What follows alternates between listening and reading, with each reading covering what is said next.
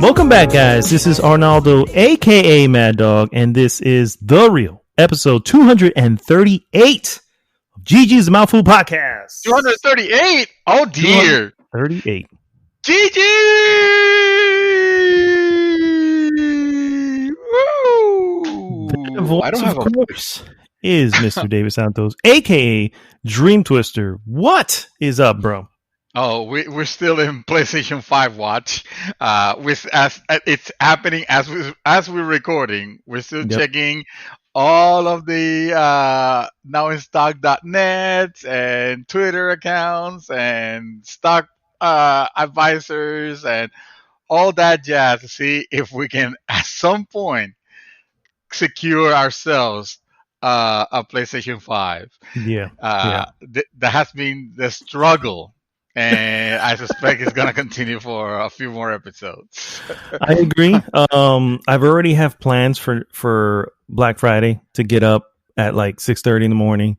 And get up that. No, honestly, I see that being one of the best opportunities to do it. Outside of that, if we don't get it then, I feel like we're never going to fucking get it until I feel like the way it is, well, first off, has it been confirmed that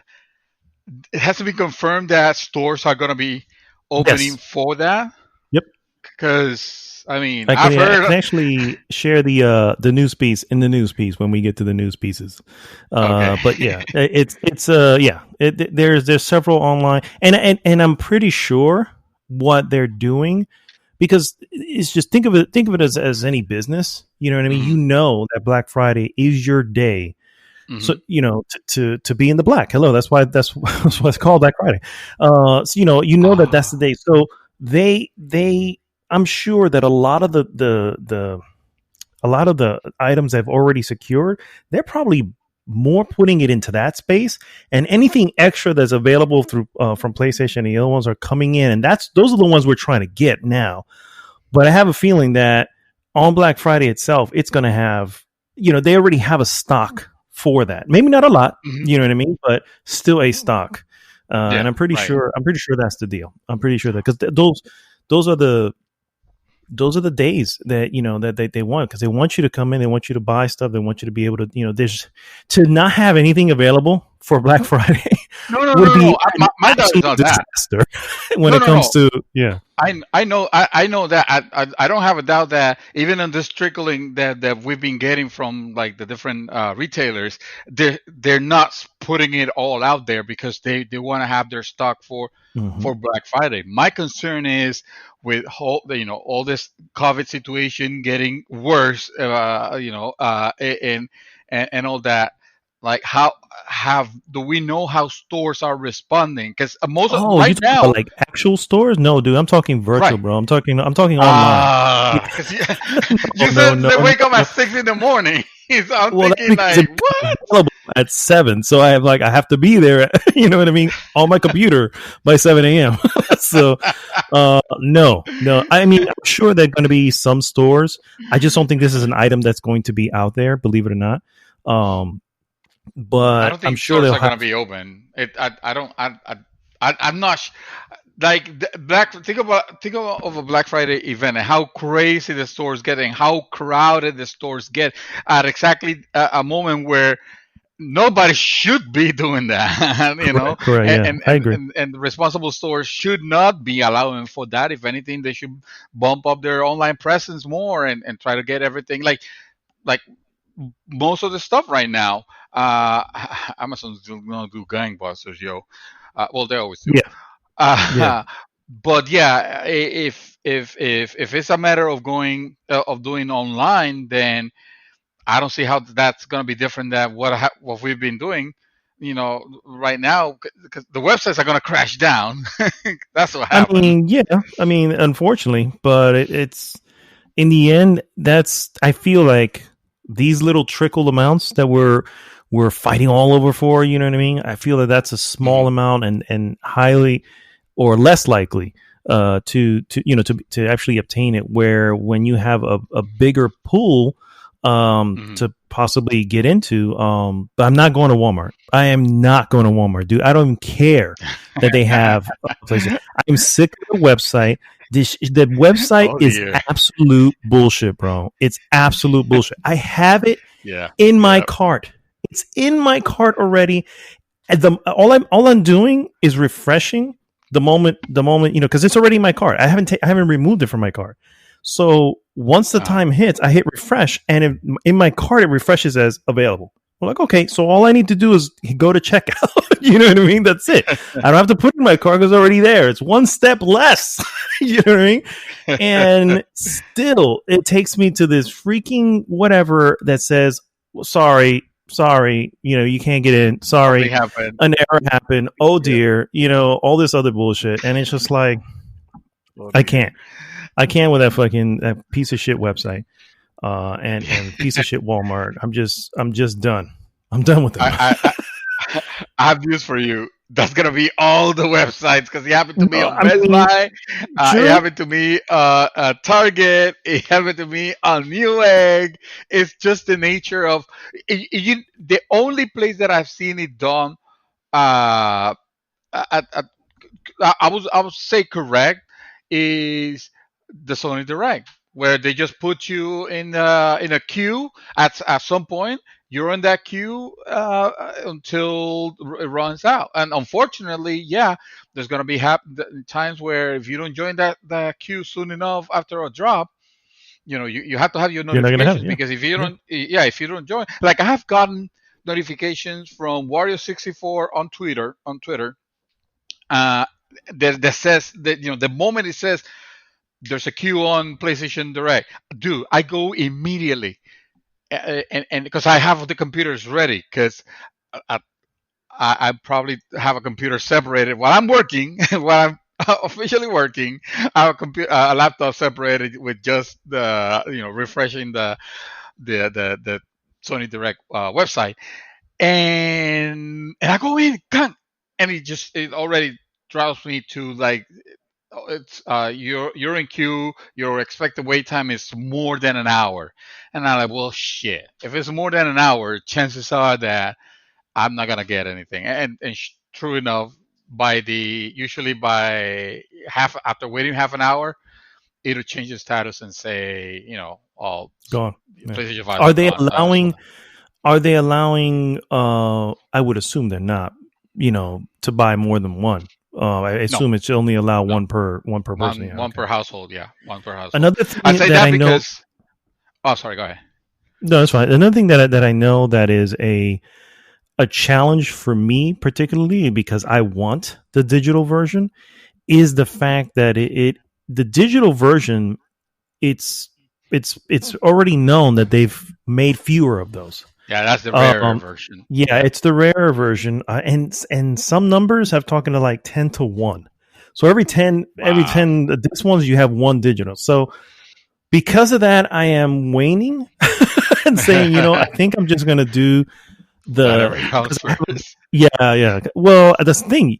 You can only select one. You know what I mean? So it doesn't let you select both. So I think I'm going to focus on the disc one, because the likelihood of getting it is, well, it's more likely. And it's clear, that Sony did this on purpose. Obviously, they want the disc one to sell because it's $500 instead of $400, and we all know the disc drive is not $100. So it's just basically saying, hey, we're making more off of this particular one. So at least on this, at least from the outset, because obviously it behooves Sony to have more digital versions out there, but at the same, at the same time, you're right. They need to get some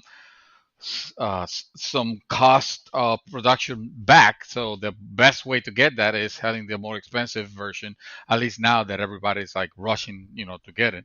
Yeah. So, and I'm guessing, retailers have something to say about that. You know what I mean? Because this is the digital one's clearly cutting them out of anything else. You know what I mean? Because they're like, if we sell enough of these digitals, we'll never see another game sale again, or very few, because they're not going to need to come to us. So I don't know. I think that's where it's coming from. So I think what I'm going to do is I'm going to focus more on the disc one, just because that the chances are that one will be more available.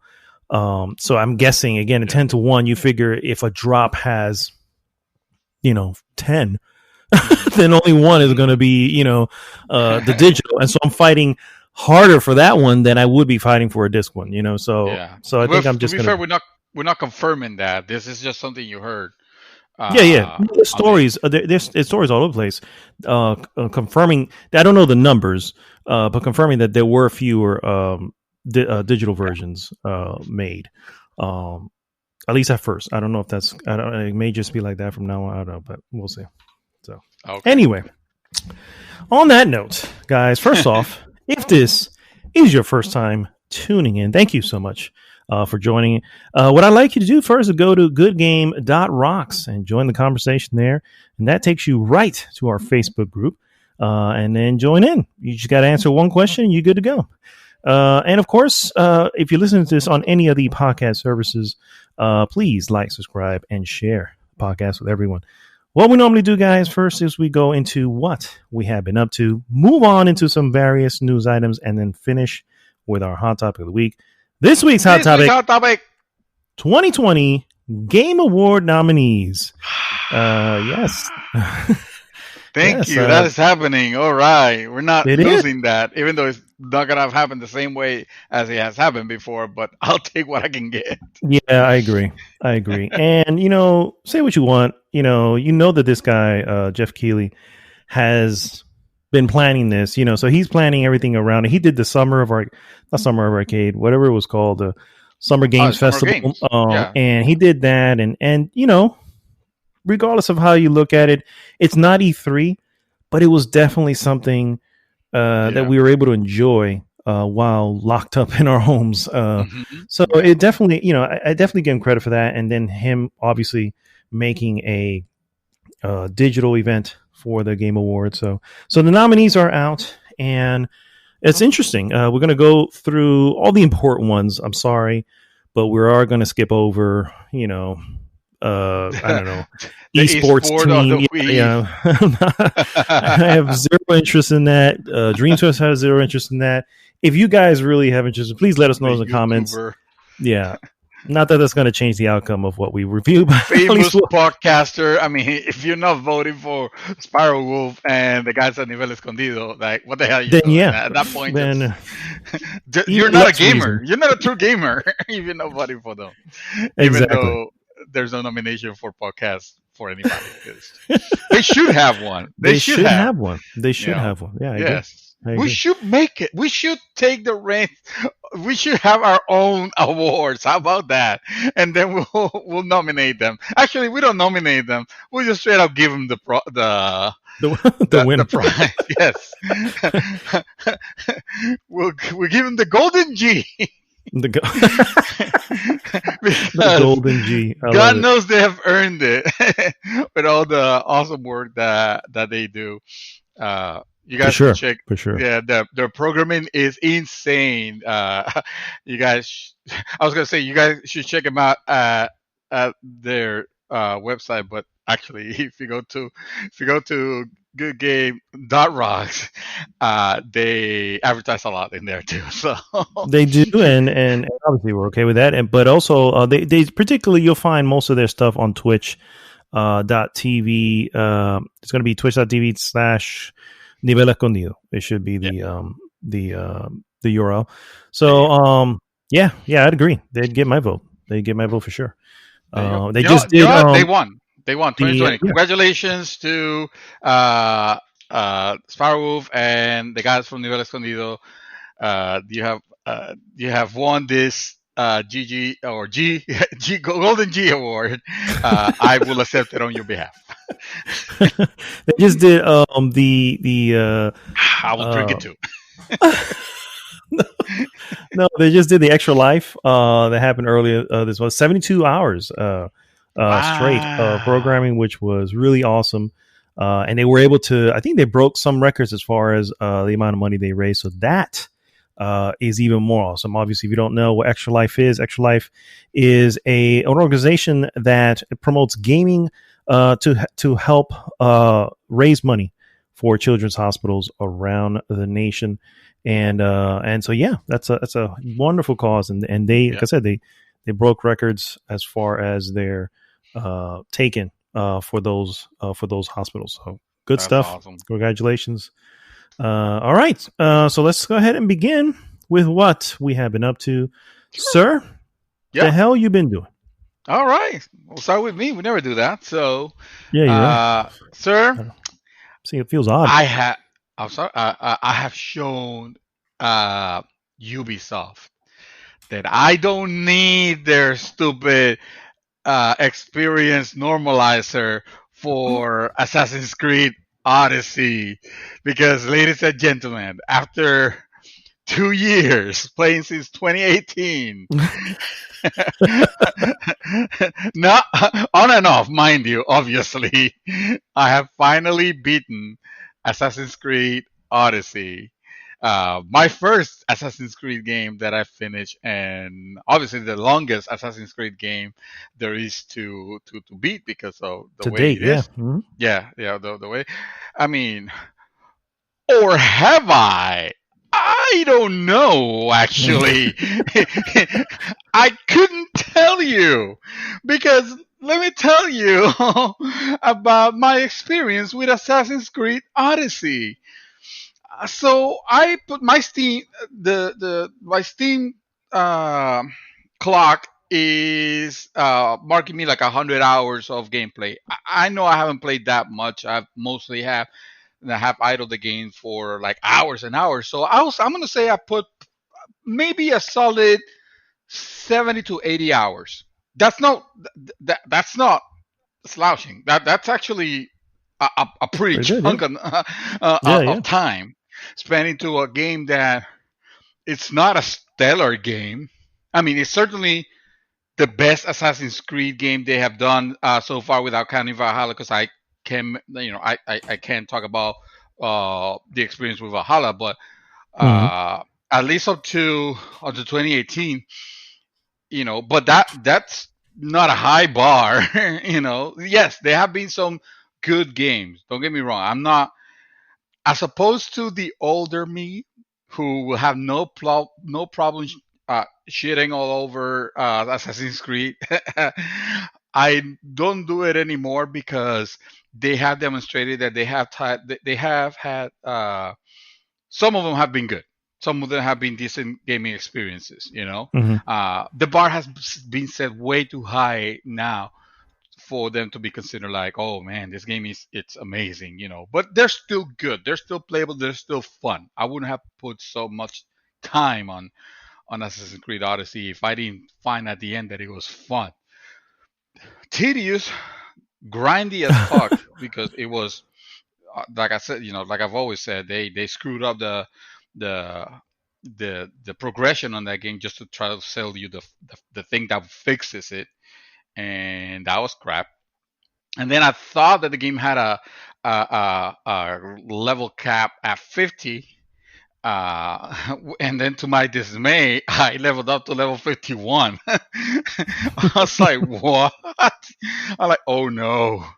Oh no, no, no. So the game has three three main storylines that you have to complete in order for it to consider that you have beaten the game. One of them has to do with your family, and either I'm not gonna spoil anything on that, but one has to do with your family. Another one has to do with killing these members of this cult called Hmm. the Cult of Cosmos, in which I don't remember the number off the top of my head, but there's just basically a bunch of targets that you have to get through all the whole world of Greece, um, that you have to find or get them to come out of wherever they're hiding to be able to attack them. And I cannot imagine figuring out how, the figuring out the ways to make some of these characters appear. I cannot imagine not doing that without the help of a strategy guy or something, or YouTube. Oh We wow. live in 2020, David. Yeah, yeah. Uh, I Strategy can't guy. because yeah, no, right? It shows. It goes to show. I just age ourselves. We're a prima strategy guy. No, Speak for yourself, he. old man. No, I'm just kidding. Hey, I used to buy them and collect them because I always liked having reading material about gaming for when I was not gaming. Uh, so anyway, it's so obtuse. Like the game supposedly gives you clues on what you could do, but I never saw the relation of the clues. Like how am I supposed to figure out that I have to battle, and this time instead of siding with Athens, I need to side with Sparta to be able to get this character to appear so I can finally slay him or her. It's ridiculous. It is super ridiculous. There was a point where I still had like 7 left when I finished the family campaign, which because of the way it finished, I didn't think of anything. I didn't think I did anything grandiose. I just thought, hey, well, I just finished this quest. Yes, he showed me a little bit of a cutscene for like 5 seconds, if that. Actually, it was not even a cutscene. It was just like a little bit of an extended resolution.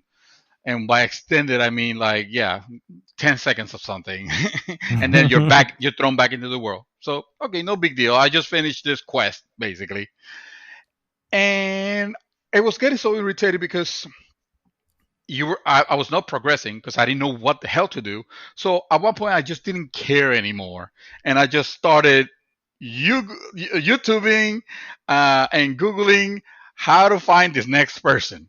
Like I did not care, bro. I just wanted this game to end. That's how Disconnected completely you were, yeah. over it. Yeah, Hmm. yeah. And that's not to say that I was not enjoying the story. The story was actually getting interesting. It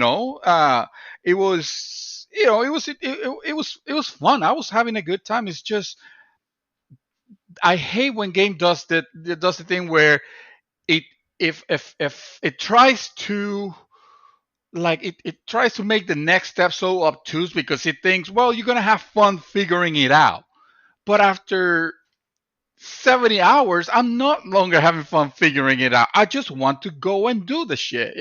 Whatever needs to be done to get me to the next step. So I just didn't care. I just started YouTubing all that crap. Uh, and so there's so the second the second main quest is that, and then the third main quest is finding finding out about Atlantis, the city of Atlantis, Okay. Isn't that which, the DLC? by the way, no, Hmm. and yes. Okay. By the way, it sets you off on this path, right? Hmm. On this interesting storyline, and it gets to a point like it even throws in there. What the fuck? Like I'm not gonna spoil it again, but although I don't think a lot of people will care, I will tell you off of the air later on. But it is it goes crazy. It goes interesting. You're like, okay, I'm in it. I want to know what's next, and that's when the DLC wall hits you. If you want to continue following up this quest, this quest is over. If you want to continue, see, which by the way, it leaves you in a literal cliffhanger, you know, that has to do with what have to do with the modern stuff. I always said that the modern stuff is the least interesting part of it, but the way they tangled it here, it was actually starting to get like interesting. Hmm. Well, no. If you want to know what's next, buy the DLC and finish it off. Which Wow. makes me wonder, like, did this game just literally? It's literally trying to sell me the ending. Like, is that what Ubisoft? Is that what they're trying to do? Had they stooped to that low of a level to where now the actual ending of the game is tied behind a wall of DLC? Like you have to purchase it. Because let me tell you what happened. after I finished the storyline of the Cult of Cosmos, which was the last storyline that I had because it was the longest one. So all the people I had to kill. Absolutely fucking nothing. Wow. Nothing happened. I got a 5 second cutscene, in engine. It showed me some things that were very uninteresting. There was nothing stellar about it. And then just I make a choice. I basically have the choice of, well, honestly, to say the choices, it's going to be to spoil things. So let's just say I made my choice, and the game threw me back into the world, and now I don't have any more quests left. There's not a wrap up of any kind, or any satisfying kind. I'm telling you, after spending 70 to 80 hours on this, and because you don't have any of the main quests to follow anymore because you have done them all, it just pretends that you're gonna just, I don't know, continue grinding for the purpose of grinding. Just continue doing like the regular side quests, which they're nothing special. So there's no wrap up to the main plot. No, no, because as an Assassin's Creed game, it wants to set the events for the next one, except it doesn't. Like, I couldn't tell you in any way how this game sets up the what's gonna happen. However Valhalla starts, because it doesn't tell you. It doesn't wrap up in any meaningful way. It just does the, hey, you have a brother or a sister, depending on which character. If you chose Cassandra, then you have a brother, which you either end up killing or end up rescuing. You have a, a mission to kill all these cultists, and it's just basically like, okay, kill all the cultists, bravo, you win. Nothing, nothing. And then the DLC, which Wow. seemed to be the more interesting storyline, it literally wants you to go into the DLC. So that got me wonder, like, is it really trying to sell me the DLC as the actual ending? Because fuck that.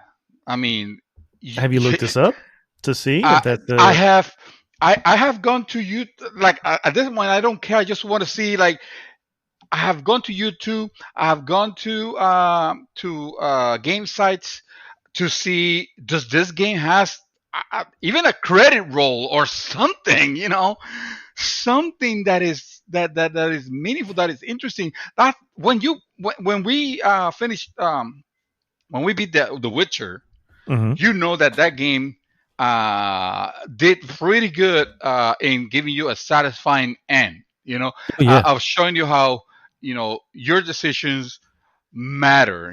There was a reason for the stuff that you did, and depending on Mhm. your choices, you got your endings, and it was satisfying, and it was all together. They were not trying to trick you into, like, oh, this game has three endings.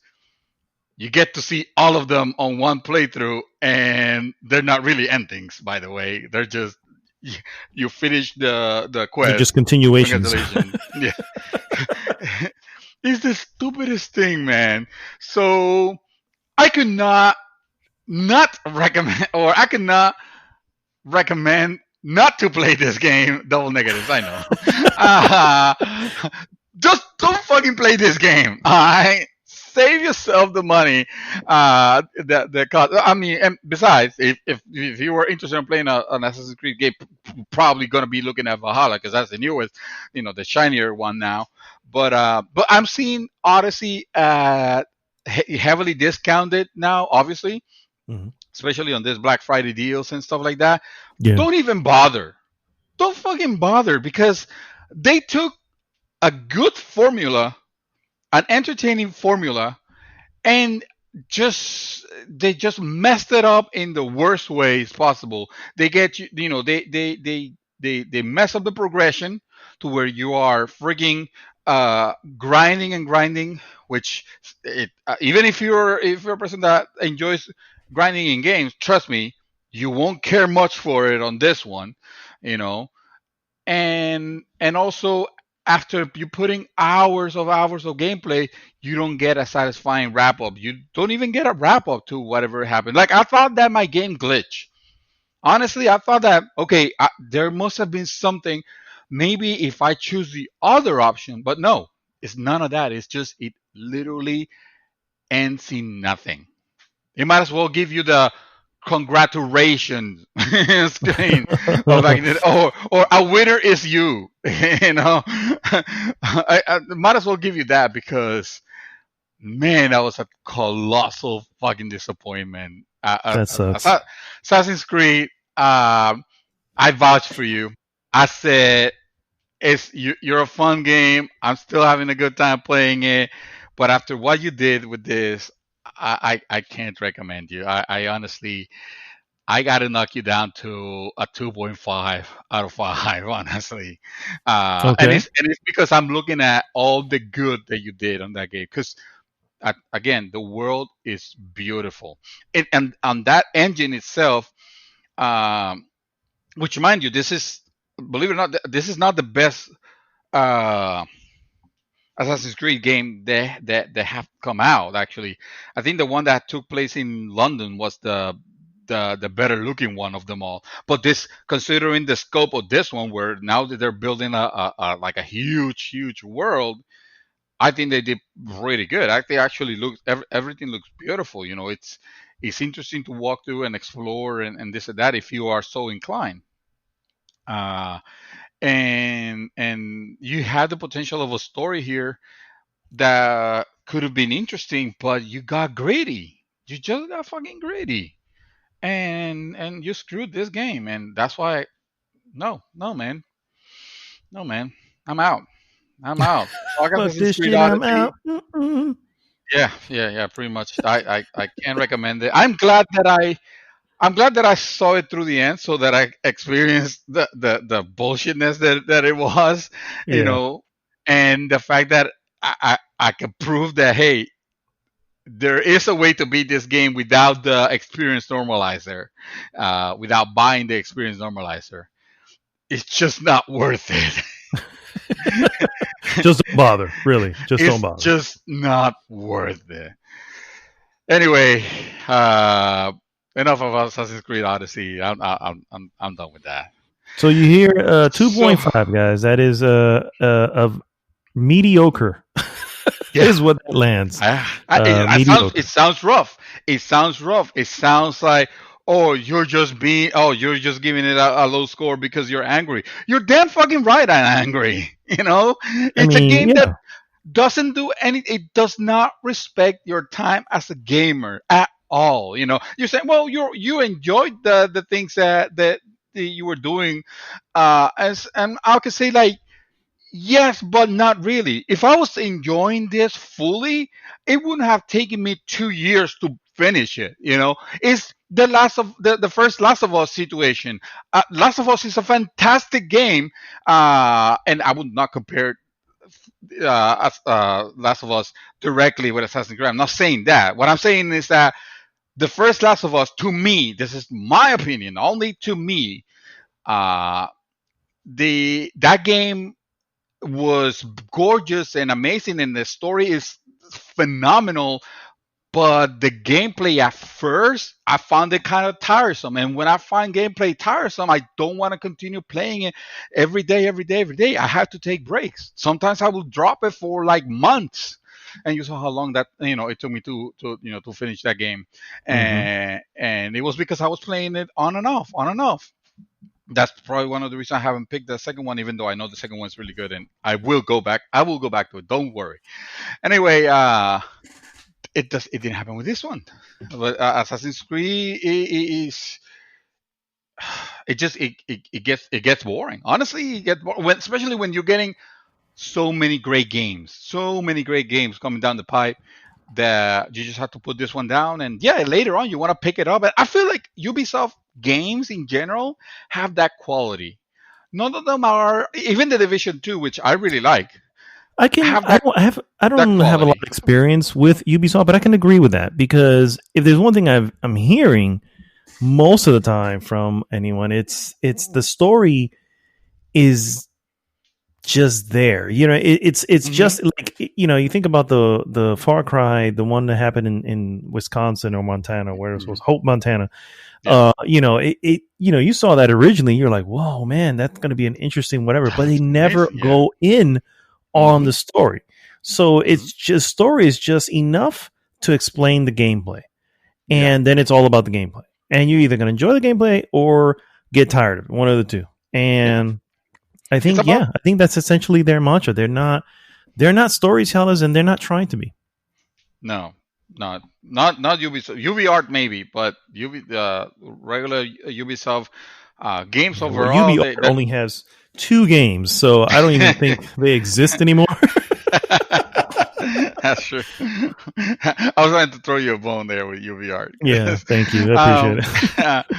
I think the stories are the story of most of these most Ubisoft games. It's there kind of like to as a canvas, not as a canvas. Just as a requirement, basically. I Hmm. don't feel like they have the chops of going anywhere to where you could say like, wow, that is mind blowing. That certainly they don't have the narrative for that. They just video game stories, and that's okay.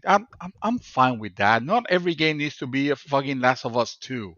I sometimes I enjoy games where I can just shut my brain down and don't have to worry much about the story in some cases. I mean, look at how many hours I put in the Division 2. uh and so but I feel those games have that quality of you can just drop them anywhere and just pick them up later on if you want to continue playing, and if not, fuck it. Same reason why I'm not playing Watch Dogs Legions, which I started recently. I just put a stop. I was like, okay, I think I'm done for now. Yeah. I'm sure I'm gonna pick it up again because I'm not. The game was not garbage.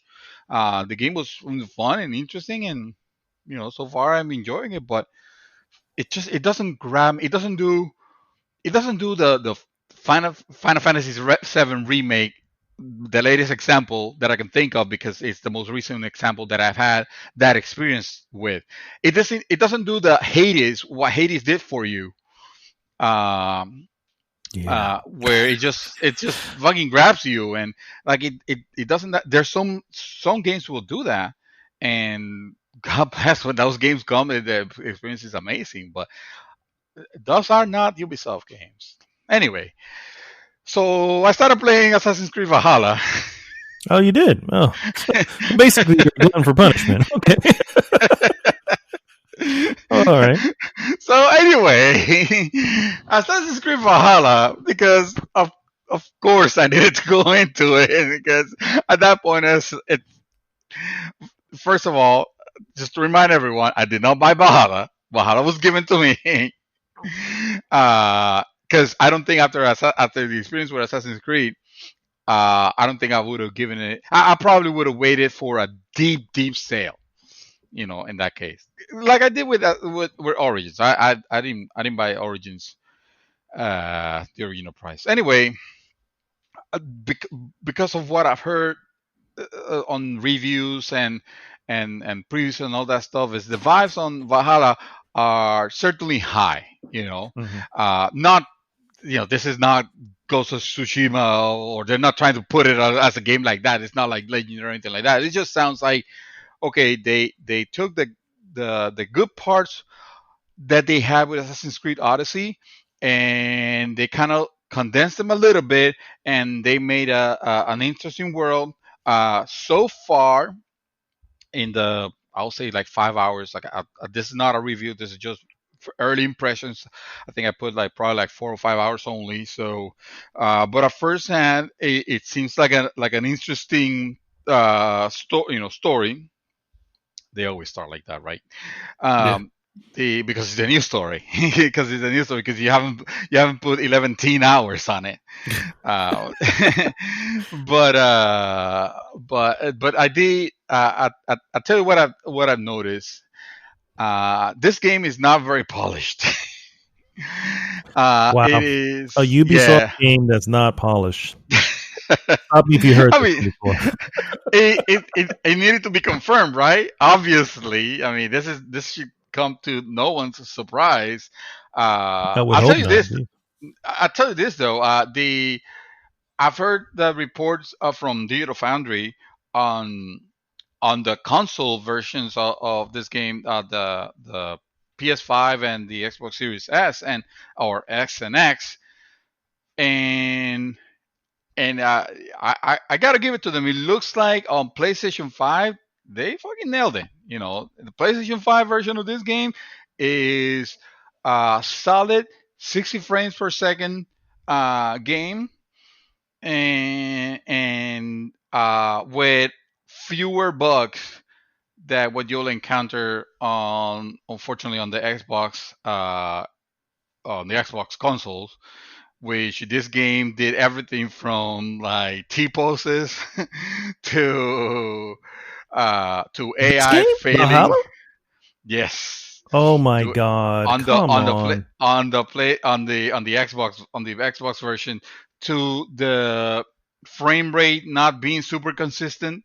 It wasn't horrible. It certainly was, but when you're comparing, especially since this is going to happen a lot now that obviously newer consoles are flexing their muscles, that Xbox version's not great.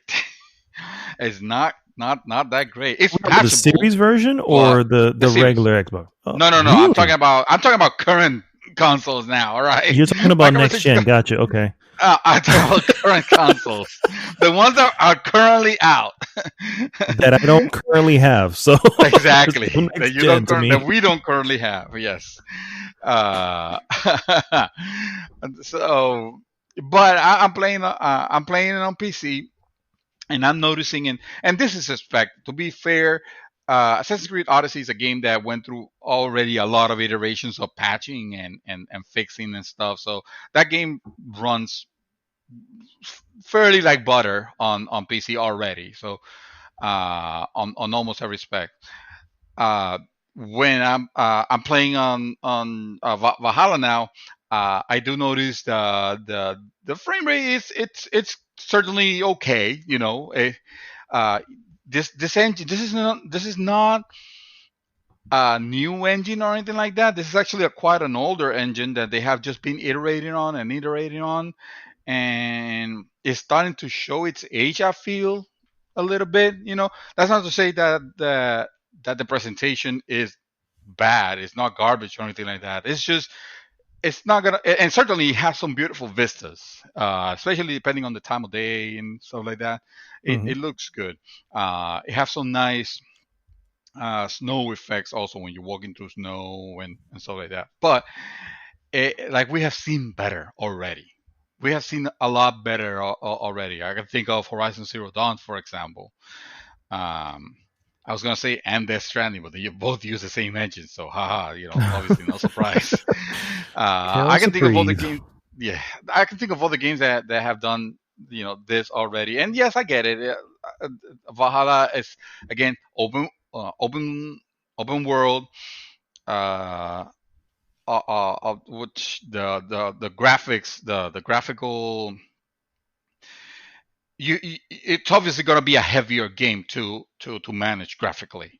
Hmm. I understand that, and to be fair, it runs as well as I expected it to run. The I can't give you impressions other than I like the character. I chose to go with the male version of the character this time. His name is Elvior. Um, or Evor. I don't know. It's a Viking name of sorts.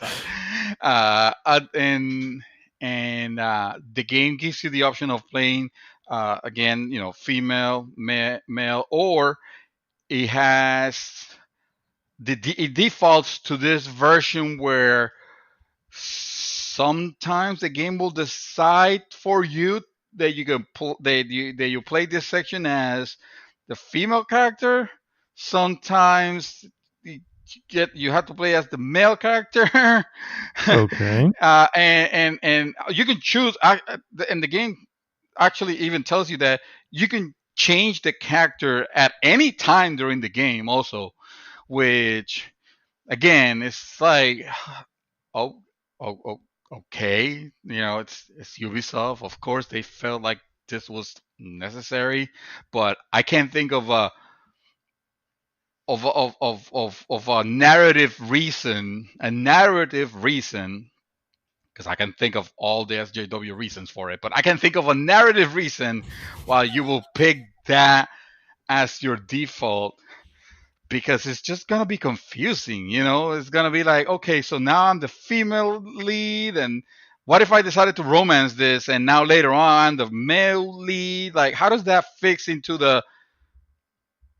I mean, it's my character. I know that I'm playing on the Animus, and the Animus is supposed to be like a simulation of yada yada. But so what you're telling me is that on the Animus, the exact same history. So you're supposed to be going back in time, right? Not Mhm. literally, but like simulating the events of whatever is your assassin, right? Um, so you're telling me that this there's a universe with a male version, there's a universe with a female version. Like, I don't know. I Yeah, I'm feel not even like sure how they're getting to that. That's just they you're absolutely right. That's just confusing everything. that's just, yeah, it feels like it feels unnecessary, but hey, that's fine. I have never been one to say fuck it, because it doesn't make the game any worse. It just gives you the option. Same thing with, I don't think a game is bad if it gives you an easier mode for those that want to go that route. It doesn't Hmm. ruin your gameplay experience if you decide to play on normal or on hard or whatever.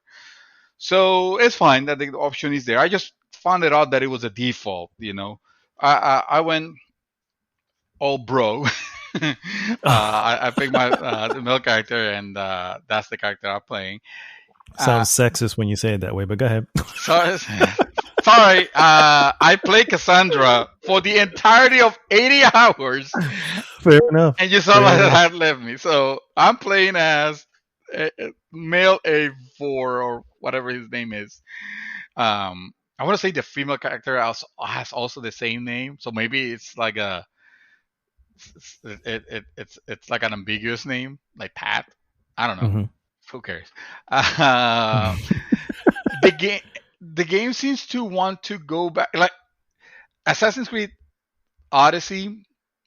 It went it went, yeah, I would say very far away from what a normal Assassin's Creed game used to be, because of the gameplay. Like, it didn't have, yes, he had you could climb anything pretty much, like you're fucking Spider-Man, um, and you can kill from above, but you're not using the hit. You don't have hidden blades. You don't have the cowl over the hood thingy, right? You don't have any of that.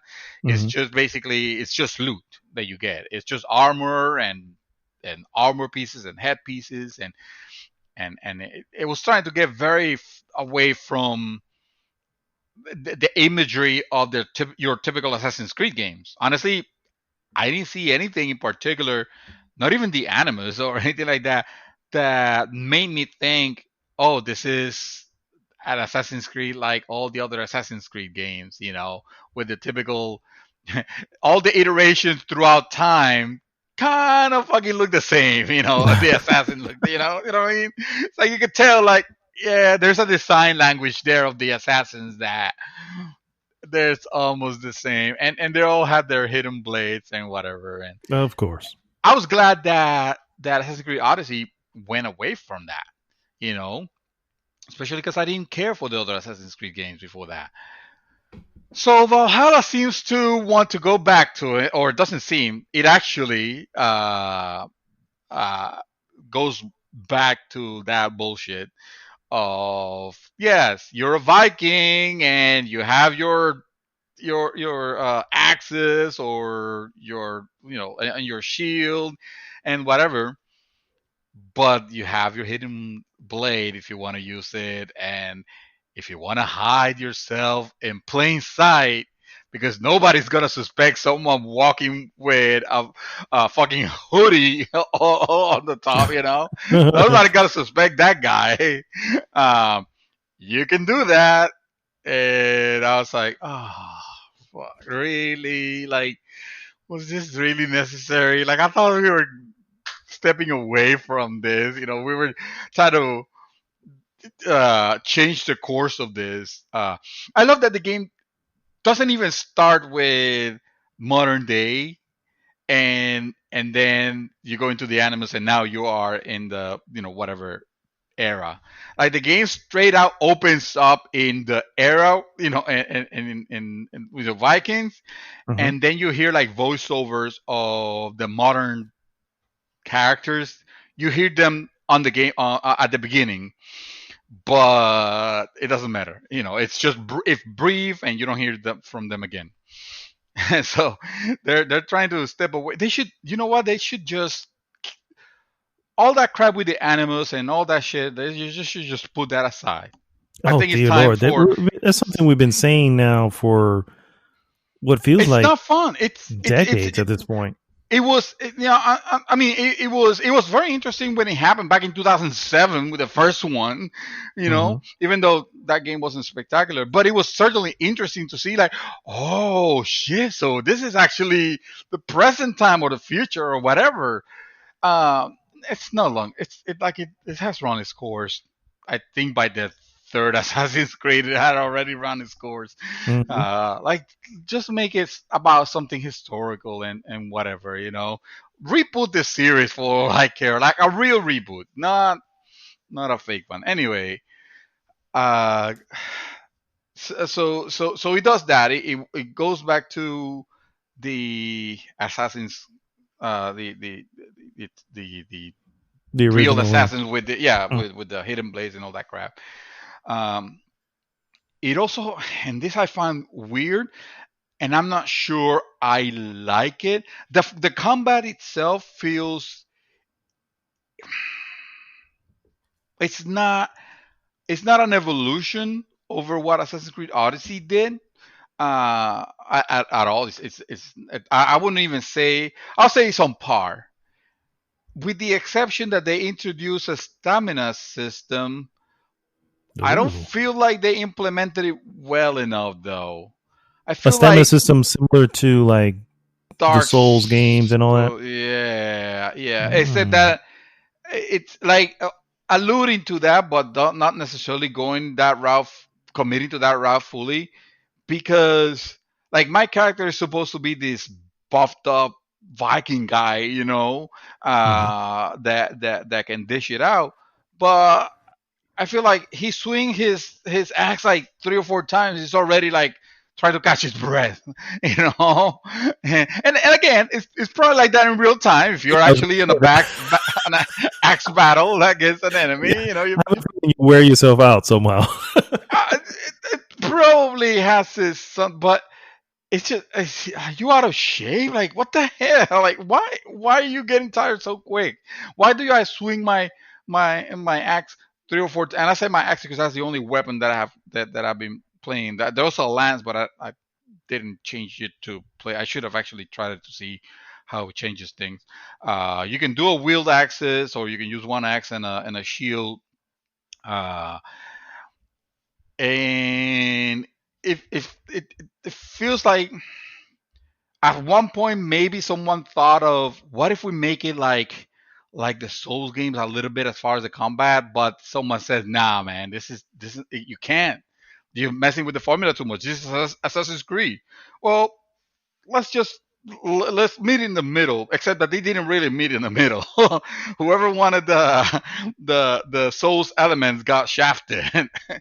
Because the stamina system, like it doesn't work, at least early enough. It doesn't seem to work right. Sometimes my character will be a total badass and I will not be tired, And sometimes I battling this, this boss or whatever, and I swing 3 or 4 times, and now I cannot even roll to avoid a hit. So it's weird. Also, the unlike Assassin's Creed Odyssey, where if you ran out from a battle, you regain your health. You know, Hmm. this one has a system where your health doesn't automatically regenerate. You have to consume something. It's usually like right now I'm just grabbing berries from trees and just keeping them to whenever I need them. I'll just press a button and I'll eat them real quick. It's not like he stops and starts eating like he's drinking from the Estus flask or anything like that. It's just one button real quick, he heals. Yeah. Good. But if you run out of that, then you're screwed, And you can start a boss battle without having full life. So you better be ready. So those are things that at least that part I don't complain about. I feel like, well, they needed to change something, and that's fine. I guess they made it. They changed it. Uh, I feel like the game is going to, as you progress, and you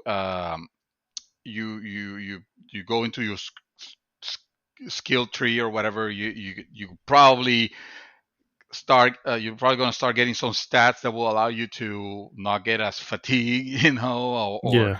or be stronger or whatever. Or yeah, and you will also upgrade your the bag where you're carrying your berries or whatever the hell is it that you're eating. That's so weird. uh, the game has the game has rap battles. Except that Wow. they're yeah, no, they're not rap battles, like obvious, like the Not your Kotakus and the traditional. Polygons try to make you believe they were like, oh, at least I haven't gotten to anything like that. uh I Maybe there mean, is. it turns out the founding fathers had rap battles, Oh, so that's why right. not? Yeah. Yeah, we as we studied it in the art of Hamilton, Yeah. the Yeah. musical. Yeah, Exactly. that's right. That's right. Forgot about that. So maybe, but it wasn't like Polygon and Kotaku was trying to make you believe that they were going to be, at least not as crazy. So far, I just encountered one only anyway, and it's just the tutorial one, so it's probably not meant to be like super grandiose or anything like that. But but so the way it plays out is the character, this character, at least in the tutorial, this character will say 3 lines, and then you have to complete the blank with the fourth one. It gives you 4 options, and you pick the one that not only rhymes but also maybe doesn't have as many words to make it sound out of the out of, it doesn't throw the cadence of the previous verses away. When Mm. somebody tries to rhyme something but they put too many words on it and it kind of sounds weird. So and it's crap. It's not great. I don't know. I'm not sure if it's gonna get better, but it didn't give me a good first impression. Wow. Also, it wants to have its own mini game like The Witcher had, except that it's not that in A any card way game or some whatsoever. sort of, yeah. It Is yeah, it dice? it's a dice game. Yes, it's dice. It's I should have dice known. with the most ridiculous and convoluted set of rules that you can imagine. It's like, man, someone was really trying to make something here, and they just like, what the fuck is this? I couldn't even begin to explain to you how it actually plays out because I didn't understand it. At some point I was just making random selections because I'm like, none of these choices make any sense. I just see stuff move, on the board, and I'm just throwing dices here and there. It's fucking pointless. I'm never gonna Yeah. play that. I think we would have heard. Yeah, I think we would have heard if it was a good, side game Yeah, or it's something not like that Gwent. by It's not. somebody. Yeah. It's not Yeah. Gwent. It's not the Final Fantasy VIII one. Also, it's not Triple Triads or whatever the hell it was called. So and then it has a drinking game, and the drinking game is also stupid, but at least that one was At least that fits it's kind of the funny. story. Yes, Hello, yes, Vikings. I know yes, Vikings had Mike. drinking games, so come on now. Yes. And they go with the chug, chug, chug. Except they don't say chug. They say something that is similar, but it's that basically saying that probably in whatever the language is, Vikanese. they Isn't it they Vikings? no, I don't know what it is. I know I forget I forget the name. I apologize. I'm probably being all sorts of phrases here. I don't mean to. I just don't remember. Um, but the way it plays out is you just basically have to press the A button uh, every time when a cursor shows around a specific area. Basically, you have this thing moving and you just press it at the right time, like time it, and the times they match with the chug, chug, chug, chug, chug, chug, and as it goes. And sometimes you will stagger because you're drinking, so yeah, and you have to make sure that you press the left, or move to the left or move to the right. If you stagger to the left, for example, you want to move to the right to regain your composure. It's dumb. It's nothing particularly special. Sometimes, so far, I'm enjoying the game. I am. I'm going to continue playing it because I just right now I just want a whatever game to hold me until Cyberpunk comes out on December 10th, and I feel like this is a perfect game for it because no, I won't beat this game prior to that, but it's a Ubisoft game, so it doesn't matter. Yeah, It's a exactly. it doesn't matter game. That's why I didn't play. I didn't start with any of the PlayStation 4 games that I haven't played yet that I need to go into. Um, and even today, I managed to finally get Ghost of Tsushima Nice. for $40, and I was like, yes, okay, this is the price. This is I'm this. I mean, Amazon has it for $39.99. This is where I'm gonna buy it because I know that I'm gonna want to play this at some point.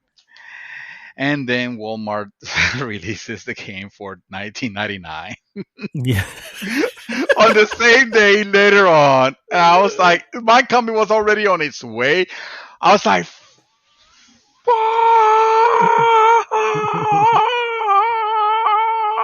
because I was like, I know Ghost of Tsushima it's a fantastic game, but it's not a game that I'm going to be playing right away. So I don't want to spend $60 on it. I'll wait until it come down in price. So I thought, oh, $40, yeah, this game's still at $40, and fucking Walmart, man. And I went and I tried it, and it didn't give me the oh dear. This time I was about to purchase to buy it. Uh, but at that point, I already had the Amazon version coming in. I didn't want to deal with returning or telling the driver like just send it back. I mean, I could have, but Yeah, I was gonna say you still I was like, can if nope. it. This is yeah. I know. I could have totally. Let's put it this way: if it would have left it at that, maybe not at $20 because I know there's tax, but at that point they added tax, obviously, but they also added like $7 of shipping, and like the price was already reaching $30 at that point. I was like, forget it. I'll just eat it and get the version that I'm already playing. I don't know why, and this is totally a snobbish thing to say, and I'm only sharing it with you guys uh, because I trust in you guys, even though some of you might hate me after this, but I I hate buying stuff from Walmart. I'm sorry. I'm a total fucking snub. I know. I tell my wife, honey, I will I will pay a little bit extra if we can get the stuff at Target. If we go to Target. Except that most of the stuff that you can probably find most of the stuff at Walmart anyway, so that's why we end up going there. But I don't know. Sometimes, I'm the especially same way. I mean, I told you before. I think I mentioned it before that I told my wife to stop ordering online from them because it either comes in wrong or late or something is always up Yeah. with it. Something is Yeah. always not right. And they're not as easily. I mean, say what you want. I'll be the first to say, look, I get it. I get it. Amazon is, in essence, destroying a lot of small businesses because of just being, the type of service that they can offer, and customer service on top of that. Mm-hmm. It's just that you can't find anywhere. Sure, a small mom and pop can do the same, but can they get it to you quickly? Can they get it to you in 2 days? Can you return it without any issues? No, you know what I mean? And Yeah, I exactly. don't Without blame any mom issue, and having pop. to go out. Yeah, I don't blame the mom and pop, you know what I mean? Because that's a small thing. You got to protect yourself from stuff like that. So I get it. But at the same time, I'm like, and then now she just does Amazon. Amazon, and then the Yeah. occasional, separate store, but she doesn't do Walmart because of that, dude. It was constantly having that issue, and I feel horrible trying to get a PlayStation 5 from Walmart. I know, me too. It feels like this I'm like, feels this feels wrong. wrong. Yeah, it This feels feels like like they're just gonna, like I'm gonna get a litter box or something from them because they're no. not gonna deliver, and They're then I have gonna to deal do. with customer They, service they're and gonna the send you a customer. VCR. Is what they're gonna do. It's just like, not only do you get the wrong electronic, you're 20 years late for this shit. You know what I mean? Maybe more. Yeah, it's yeah. I agree, sir. I agree. I feel the Yeah. same exact same way. Okay. So All right. So I don't feel okay. I don't feel as bad then, even though I still feel awful for admitting it. But it's, I mean, it's a fact. I'm not gonna try to hide it. It's just I didn't want to deal with Walmart. All right. That's the end of it. I'll pay the extra $10. Fuck me. Always fuck me. Whatever. I don't care. Anyway, what was I talking about? Oh yeah. So Assassin's Creed Valhalla, man. That's it. That's it. okay, That's it. We fair don't enough. have to say anything else about that. I'll keep playing and I'll report. Can't wait for Cyberpunk, man. Yeah, I hear you. Yeah. For me, sir, I have done absolutely nothing. Well, nothing new, What? I should say. I haven't got a chance to watch Ah. any movies, and honestly, for the most part, it's because there's a lack of anything new that I want to see. Mm. And so that's really what it is. Obviously, I was still going down the history of Batman films, and unfortunately, I Yeah. still didn't get a chance to watch that. It would have been Dark Knight Rises at this point, is where I'm up to.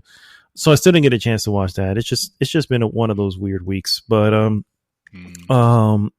I did. I am. My wife and I, or actually mostly me, I'm going through because HBO Max. So HBO Max, guys, is slowly becoming the service to beat. And Mm. I know that I love Netflix. Netflix has a lot of stuff that I have, so I'm never going to get rid of Netflix. But when I look at Disney Plus, you know what I'm saying? First off, I'm not watching The Mandalorian. I know the season 2 is out. I've said it before. I'm kind of done with Star Wars, so I have that's not pulling me into Disney Plus. I've already surpassed the 100 mark, I'm sure, of watching Hamilton. You know what I mean? That's really, that's at this point. If I never watch it again, it don't matter because I know it by heart. Um, You recorded so it in your mind. pretty much, yeah, pretty much. So, but seeing these little things that HBO Max has little by little introduced, as far as part of their library. So they have The Big Bang Theory, and Yeah. I know. So The Big Bang Theory, believe it or not, is a CBS show, and CBS is very protective of their shit, and they have their own service, right? Because they have that's where you can watch the new Star Trek and all this stuff. Yeah. You can only watch it there. You can't watch it anywhere else. Well, The Big Bang Theory was locked behind a lot of this for the longest time. And lo and behold, HBO Max has fucking The Big Bang Theory. Really? And I didn't know that. yeah. And so I've been watching it from the beginning. I'm already up to like season 7. And there's 12 Holy seasons. crap. I'm like, I'm just in shock how many seasons there are. Is it that good? Is that level of good? Because I haven't watched too many of them, and I'm running out. Like me and my wife have already gone to like our '90s phase of all sitcoms, like with Friends and we're doing Frasier. We were at season 9, right now, and we're having a blast with that. Believe it or not, we're having such a good time just like visiting, especially my wife, which haven't have not watched Frasier. Mm-hmm. And I'm thinking like, okay, so now once it goes, like, what's next? Like once we're It's called done, How I Met Your Mother. Please add that to the how many? docket. See, Thank you. I literally started with that, bro. I literally started with How I Met Your Mother back in 2016. Back when I was going out with my wife, when we were dating, and we were having a good time, and it just kind of fell off. It kind of Mm-hmm. fell off. It Mm-hmm. was early though, Yeah, but yeah, yeah. So is a Big Bang Theory worth that? Well, I'm gonna tell you one thing. When Big Bang Theory first came out, when it was first released, I used to have this stupid thing that I used to do. I would know what the fall schedule was for new shows and everything. I had like a spreadsheet, right? And we would watch or DVR certain things that seemed interesting every fall, right? And obviously the stuff that was renewing, we'd continue watching those. So that was that a doesn't deal, sound and it was surprising at all. the. You're probably Like, right. that is expected from me. It's like I'm trying to be surprised, but I'm like, no, actually, that sounds exactly like something he would have done back in the day. Yeah. Before unplugging or cutting the cord, cutting the wire, whatever they call that shit, cutting the cable. That's what we did. And NBC would have the new series, FX would have the new series, whatever. And we just I would say, okay, well, this is around this time slot, so it's either going with something that we're kind of into or trying the new thing. That was it was a little bit much, probably, if you're really thinking about it. But anyway, the Big Bang Theory came out and it was on our list, right? And we started watching it.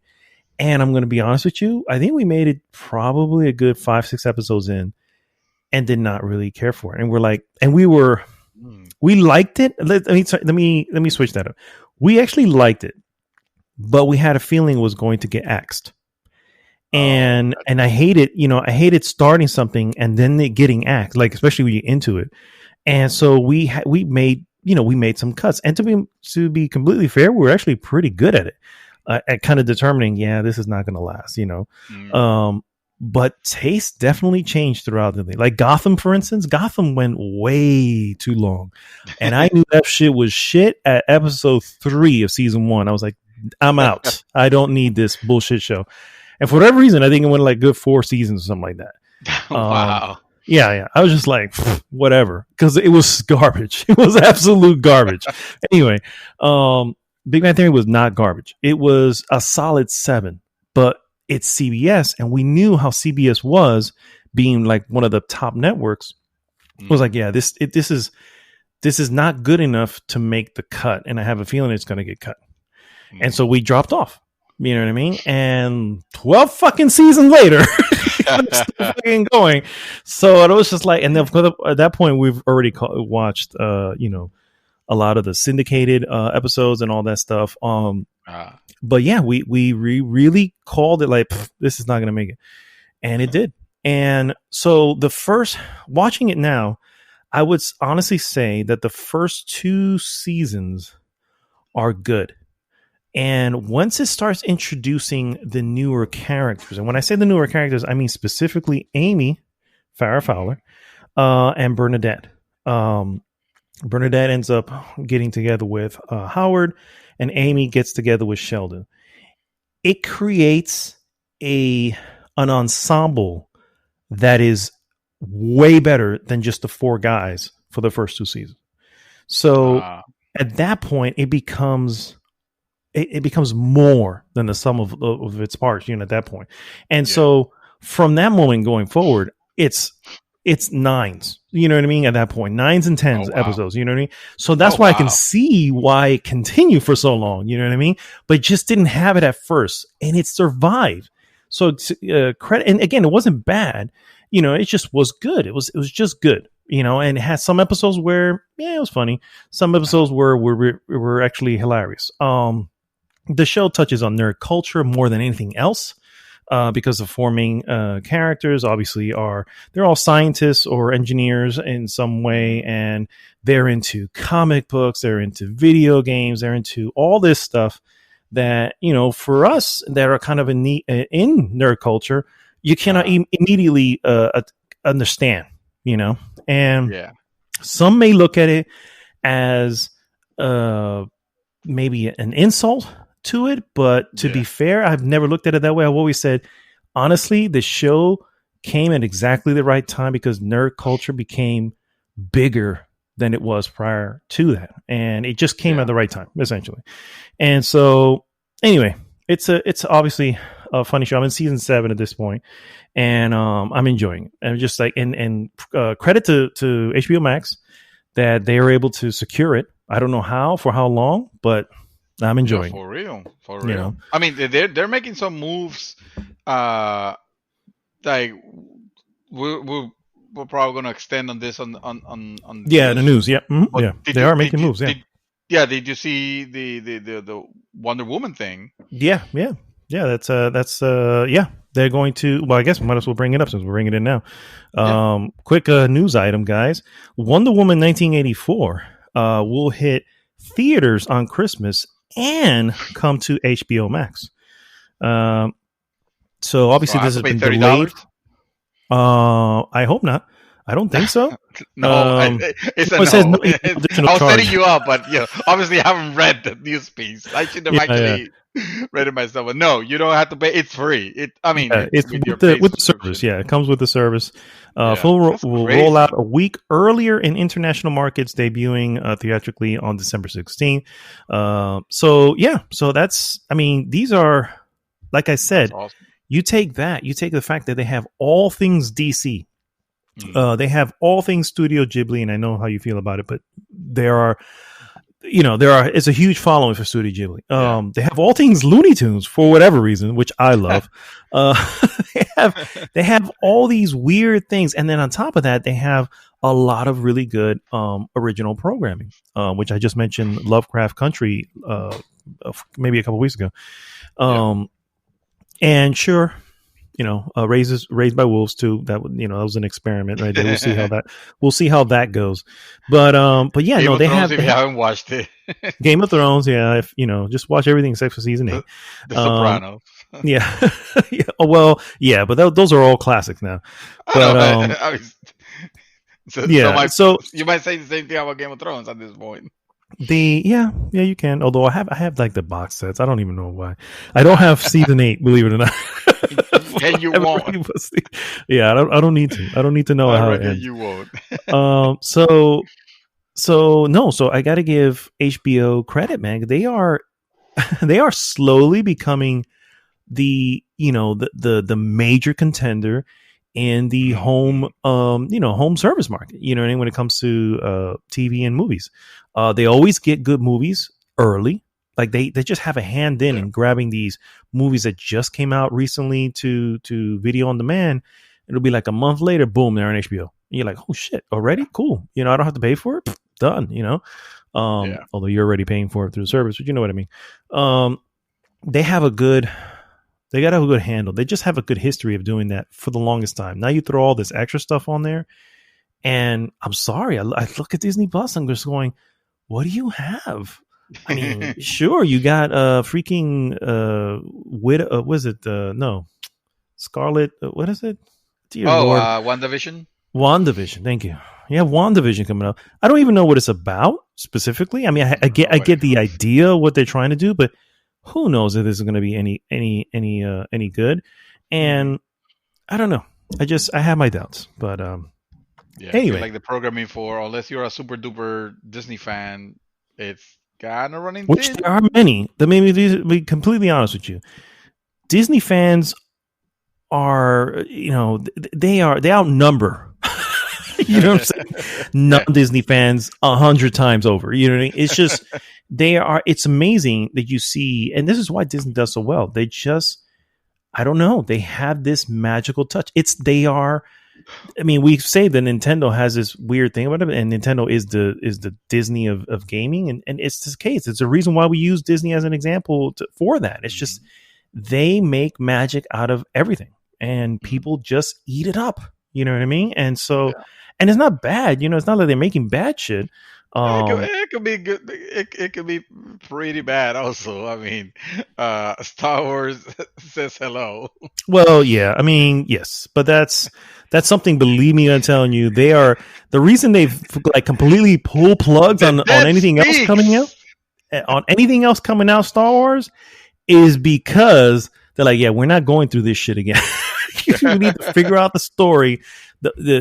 I'm just saying that I feel like there were some serious heads that probably rolled because of that, because of that thing, or at least the chopping block.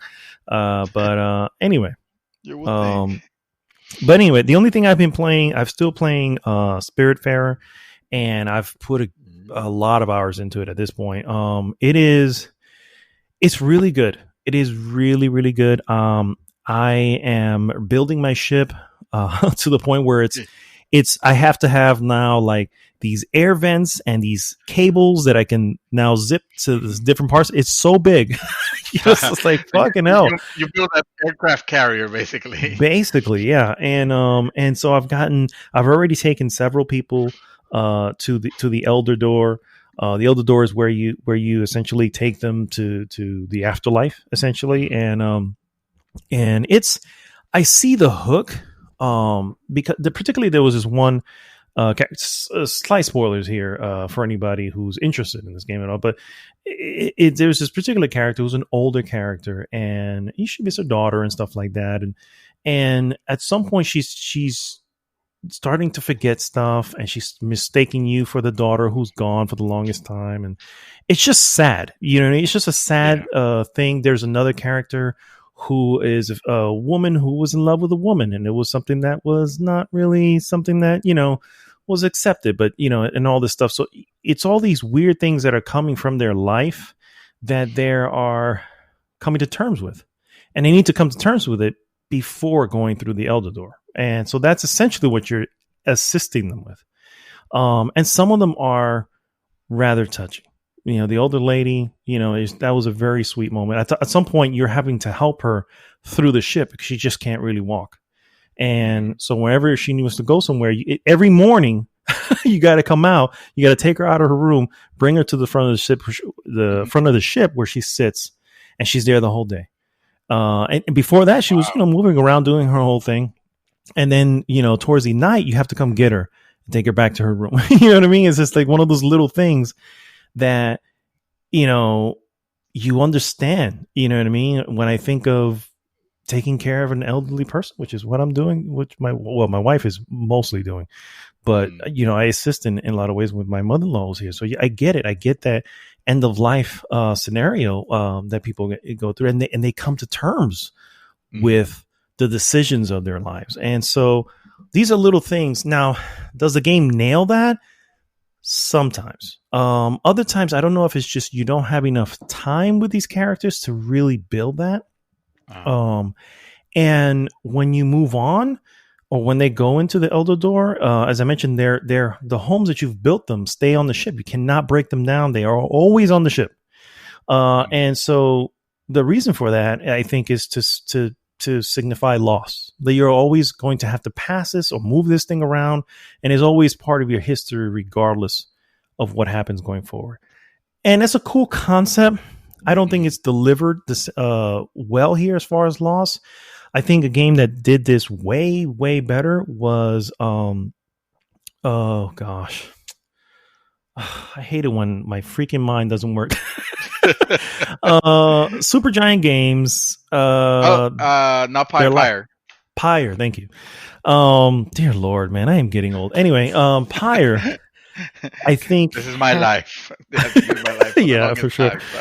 Pyre, I think, deals with that loss in a way more meaningful way. One, you end up really, really working with the characters, but when they're gone, your entire, strategy has to change, because the person that you've given the gift to allow them to get out of purgatory is gone. And if that was an intricate part of your your attack, as far as now you're having to figure out a whole different strategy. And that loss becomes, I mean, it's cool because the characters are so well done that you want to give them. It's like, oh man, no, no. If we win this one, you're going, bro. We're voting on you. You're gonna go, and then you get it, and that's the other thing. You can miss it if you don't win the game, and you all get back, and then you feel even worse because there's this sadness. The character reacts to it like, oh my god, I was almost out. You know what I mean? It's all these weird little emotions that I don't feel Spiritfarer delivers on. It still delivers some of it. It's just the silent protagonist, I think, kind of hinders it a little bit. And I think that's really what it comes out. Also, a lot of the maintenance of the ship, not that you have to maintain the ship, but there's a lot of things you have to do. You got to make cooking. By the way, I streamed this earlier today, only about a half an hour, but you got to cook food. To make I sure went in there. Oh, you saw it? Okay. Yeah, for a little bit, but you were just streaming it, not responding. So no. I was just, I can't, unfortunately, because of the way things are set up in the house. But I just wanted to share. So you gotta make these materials so you can build stuff. So there's a lot of that kind of takes away from getting to know your characters, because you're constantly having to maintain and manage resources, and that's cool and all, but it can become tedious. And then when you get to the story part, story part could be so small, or it just doesn't have that oomph that Pyre had. And so plus with this game, I've noticed that I can only compare it to a game I have not played, but everybody's always mentioned it, and that is Breath of the Wild. Breath of the Wild moments in the sense that there's little explanation for stuff. Like, you can figure out stuff on your own. You can make stuff on your own and just kind of stumble upon stuff and then go, oh, so that's what that's for. Or, oh, that's, oh, I didn't know I can do that. I didn't know there was something that, I don't know, whatever the case may be. And so something as simple as the fog of war on the map, you know what I mean? I felt like it was constantly blocking, and I was like, man, I don't know where else to go. And at no point did I was just like, well, wait, why don't I just go into the fog? See what the hell happens, and obviously just let you go into it. And I'm like, oh my God. And I spent more time kind of, grinding my wheels at that point, not realizing that, I can actually explore out of here. I didn't know I was being, I've just felt, it felt like it was being blocked in and it had to open it up for you. And I didn't know. I was like, no, you can go out into specific areas. I'm like, man, I swim now. So I probably killed a good 4 hours, just like not even realizing I can do that. But you're probably progressing still. Yeah, for sure. So that's good. Sometimes that's better than figuring it out fast, because then you don't get to develop other stuff. True. I stumbled upon fast travel points, which are called bus stops. Don't ask me why. Yeah. So you get to a bus stop, you talk to the sea lion and you say, hey, I want to go to this spot. And then he jumps up and he jumps back down. By the time he jumps back down, you're actually already in the other spot. Like, oh, okay. You know what I mean? So, yeah, it is. I've been moving the houses around, and now I'm having fun with it. So I have like all the where the produce and stuff that I grow in my little farm, all the way at the very top, and they're just these long ass ladders to come down. But I keep it up there because I have sheep on the fucking boat now, and if the sheep get hungry, they'll start fucking chewing my vegetables. So I got to make sure they don't fucking do it. I just keep it keep them as far away from it as possible. But anyway, it sounds like the type of game that you would not give it a second look. So that's why I hear you excited about it. I'm like, man, it just sounds like a lot of work. But you're enjoying it somehow, even though that's not typically your type of game. It's honestly for me, the concept of afterlife has always been intriguing to me, and obviously I was raised Christian, so I believe in heaven, I believe in hell. But I've always looked at other religions and cultures and how they view it. and it always fascinated me. You know what I mean? Because Mm. in the end, as mysterious, as much as we know from from the Bible and all this other stuff, a lot of that still is mysterious, and you don't even know if it's 100% account of what's going on. Mm. So sometimes I wonder if a lot of these little things from other cultures and whatever are actually real. They're just Mm. it's a mix. Like what actually happens in the afterlife is a mix of what Christianity thinks, what this other what I don't know, Religion. Judaism, Wow. Muslim, it's a mix of all of it. It's not, none of them have it right, but all of them have a little piece. Yeah. And so I don't know. I think that's what keeps me going, and the characters, like I said, they're cool, and taking them to the Elder Door is always, it still kind of sucks because I like the characters, and once they're in the Elder Door, that's it, they're gone. You know what I mean? And again, Yeah. you're only left with their little house that you did everything you could to make it the best little house for them. So it's That's interesting. it. It's interesting. So, That's but it. No, from the moment I saw it, and I like the visuals and everything of it. It's dude, from visually, the it's moment I probably saw it, one I of the was like, beautiful games. it is. It Yeah. is. I was like, yeah, this is definitely like Nalo will eat this up. Oh, I did not know. I was not expecting at all the level of the maintenance stuff. Otherwise, if I would have known ahead of time, I was like, oh man, that's a shame because another would have liked everything else about it except for this. It's definitely a thing that you kind of have to get. I'm getting used to, but there's ways of speeding things up, and I Yeah. think that's, like I said, the overnight cycle. At night, you can't. The Yeah. boat doesn't move, so if it doesn't move, it's like, okay, I can go to sleep and start the day again. But then if I start the day again, I need to start feeding everybody. I have to make sure the freaking grass is whatever. I have to do all this, or I can start making a bunch of food and metals and stuff throughout the night, so that I have this nice stocks, but day comes around, it's not like my character is going to fall out from being sleepy or anything like that. So Yeah. there's ways around it, and I've kind of got into a rhythm of it, and the story is really moving along now. I think is really what it comes down to. So yeah, we'll see. I do want to finish it. I don't know. This one I didn't go to at all check to see how long it is, but it obviously is a lengthy game. If I had to throw a number, that's probably 12 hours so far. And I've only delivered 3 spirits to the Elder Door, and Oh wow. I want to say there's 10. So it can be meaty. Yeah. So yeah, but anyway, that's all I've been doing.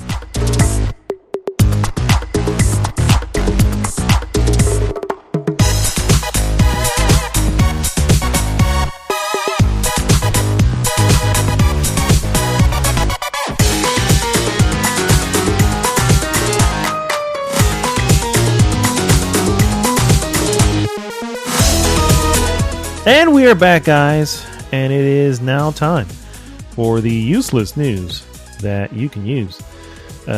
Starting from the top, guys, I don't know if you know, but we had a Night City Wire episode 5, 5th episode of Night City Wire, which is the official live stream for Cyberpunk 2077, has revealed new details. New episodes. Hear me? Had new details on Keanu Reeves, Johnny Silverhand's character, as well as more behind the scenes information. First and foremost, Johnny Silverhand is a key character from the tabletop Cyberpunk game, and CD Projekt Red considered him as a co-protagonist of the video game. Played by Keanu Reeves, he is both a rock star and ex-military, has his own specific agenda in the game, and players will find that many quests are to further his ambitions rather than your own. Had a little piece with Keanu Reeves kind of talking over his role, and showed him off. He's actually did motion capture for the character, so that's actually pretty cool. CD Projekt Red considered many approaches for bringing Silverhand to life before it cast Keanu Reeves in the role, including rock band frontman. Interestingly, it even considered bringing a rock band from the dead in animated form for the role, although the stream stopped short of revealing who that star was going to be. So Keanu Reeves is particularly in there, but he's not the only famous voice in the game. Cyberpunk 2077 soundtrack has numerous real bands, making up some of the 150 custom tracks. Featured Wow. artists include Run the Jewels, Grimes, Nina Kravitz, Gazelle Twin, and Rad Boy. Right now, you can actually get a taste for this. There's a 6-track EP available on streaming services if you want to if you want to listen to that. Speaking of music, they also mentioned that there is a streamer mode. So if you're a streamer, then 2070 Cyberpunk 2077 features a mode that disables any copyrighted music tracks, so you don't get DMCA'd. This can be toggled on and off in the menu on all versions, but the console versions can auto detect when you're streaming and automatically activate the mode. The copyrighted tracks will be replaced with something suitable for streaming. Oh, that's good. I'm glad that they're going to extra mile of not, because I was just gonna make the joke of it's called the mute button, but if they're replacing it with more soundtrack with a different something suitable, Yeah, then that's interesting. that's really neat. Yeah, Yeah, I I like agree. that. I like that, I especially agree. when Twitch lately has been so super uh like policing the Copyrighted music stuff. on stream. Hmm. Yeah, like to the extremes. Some might say it's like what's going on there. But Yeah, yeah, I don't. I don't know, unfortunately, but this is a cool and obviously well thought out alternative to just muting it. You know what I mean? Because yeah, Lord knows you don't want a game to suddenly just not have music, particularly a game like this where yeah. it clearly needs music for a lot of what's going on. So yeah, that's cool. It's a shame you have to go through all that, but it is what it is. This episode of Night City Wire also provided a quick insight into the procedural animation system behind the facial performances. Due to the hundreds of NPCs and the 10 languages that Cyberpunk 2077 will be available in, Right. facial animations are handled by a software called Jolly, spelled Jali, rather than facial capture. The results seem rather impressive, and I would recommend you all to just check out the snippet of that particular part of the episode Uh-huh. where it's like, whoa, because you see them going back and forth through a bunch of different languages, the same exact scene Yeah, through a bunch of different languages, and you look at the facial animation, the lip sync, yeah, and it's like, ooh, this looks good. You know, it looks like it's working really well. So, yeah. um, hopefully, it doesn't crash and burn when it goes live, but we'll see. Finally, the standard edition of Cyberpunk 2077 will come with some digital bonuses, an art book, the official score, and a comic. There are also in-game items that can be redeemed by linking your game to the GOG account, including the Wolf school jacket that features the wolf head insignia from The Witcher. Yes. That is great. Yeah, I should totally consider buying this game on GOG of all places. I mean, it's giving them it's giving them the revenue 100%. Yeah, why wouldn't And you? exactly, why wouldn't I? I will get a completely DRM free copy Mm-hmm. of the game. You don't I wouldn't have to deal with that crap. Whereas if you buy it on Steam or any other that might be selling it on PC, you have to deal with God knows what type of DRM. You know, that, at the very least, you will hope that it had the the the the, the Steam DRM and not the Nuvo, which it's Mm-hmm. a curse on PC gaming. So, although I guess that gets added directly from the publisher or not necessarily from Steam. But anyway, yeah, I'm thinking I should go that route. The only to answer your question, why wouldn't I? It just makes me think of having and this is silly and this is stupid, but unfortunately this is what Steam has gotten us used to. It's like the game will no longer be on my library. It'll just be something like its own executable, the file, Hmm. except that GOG has its own library of games. Obviously, that's where I have my copy of The Witcher 3. You know what? Yeah. What? Why would I? Why wouldn't I? That's what I'm gonna do. Because I bet if there's any problems, that's the first thing that gets patched. Their Absolutely. own version.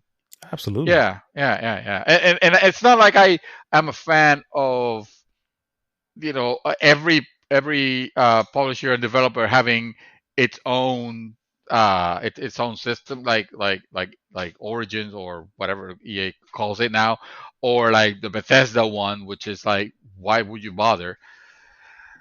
But Yeah, CD but Projekt GOG, Red I gives you a think, lot. GOG is more than just that. yeah, It's exactly. it has access to like a bunch of library of classic games that no one has on their platform, and the compatibility with the games are excellent. And again, no fucking DRM on it. Yeah, yeah. So that's it. I just decided just now. Thank you. That's the version I'm gonna get. There you That go. is the version. Support Unless I the get a discount from the Steam version, sure, sure, from sure. Give My Gaming or How something like that. quickly, how quickly you turn code. But anyway, Hey no, man, I I money agree. money talk. Well, Stay with yeah, your but I wallet. mean, well, you want the money to go to the right place as well. Yeah, And I know. That's I right. think That's true. I think if they do discount it, it's because they're going to be like, well, we're already gonna have people coming to our store, Steam, for instance. Yeah. But hey, let's undercut the other ones. You know what I mean? Hey, they're gonna come to us because it'll be cheaper, and it's like, yeah, but I want the money to go to the right place. This is going Yeah. 100% to them, and it backs up what they do. Yeah. Um, I'm actually having a rather difficult issue here with Cyberpunk 2077 because I want the game. I only have an OG PlayStation 4. I don't have a Pro. I saw the comparison videos recently. I don't know if you saw them, where it was the Series X versus the Xbox One X, Oh yes, yes, yes. I did see it. and they're very comparable. You can see the differences, but it's definitely nothing that's bad. Hmm. But part of me is like, that's still the Xbox One X. You figure the Pro will be something similar to that. On regular PlayStation 4, considering I don't think I'm going to be having a PlayStation 5, anytime soon, even though I'm trying, but I have to make plans to just in case, right? So it's like, what do I do? Do I buy in? Do I try to get it on my computer and say, fuck it? I'll have to do it, this way. Cause it's like, I don't know what to do, bro, and I need help. Don't do it on your computer. Your computer, it's powerful. It's I not don't think powerful. it Let's has be the real. requirement. No, no, no. It. I mean, it's a gaming PC. It's a gaming PC from like 2 years ago now, but it's still a gaming PC. Now it's It's like not 3 years, but sure.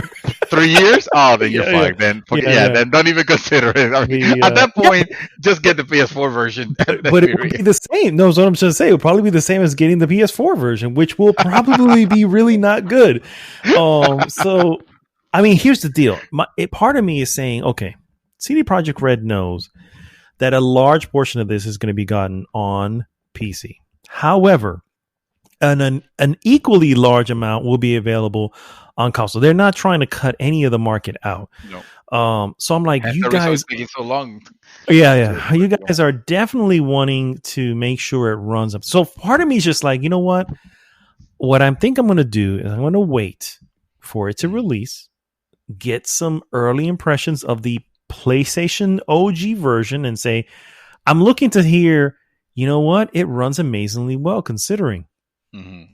And that will be enough for me to buy. So just buy it Digital up there. Foundry will tell you. Digital Foundry will let you know. Yeah. So that's what I think that's what I'm gonna do. Because I'm just like, I don't want to just buy it out of just whatever. As much as I want to give them the money for it, because I love CD Projekt Red, but I just don't see I just have my doubts. I have my doubts because I'm just like, there is, I mean, like it or not, there's 3 SKUs. You have the OG PlayStation or an OG Xbox. You've got the upgrade Xbox One X and the Pro, and then you have the next gen PlayStation 5 Series X. So it's like, who knows what they're scaling to? You know what I mean? So it's like, I feel that they're going to scale forward, not backwards, but then you never know. So I mean, they consider how well Witcher 3 ran on PlayStation 4, and how you didn't have a problem with that. No, but that was also 5 years ago, bro.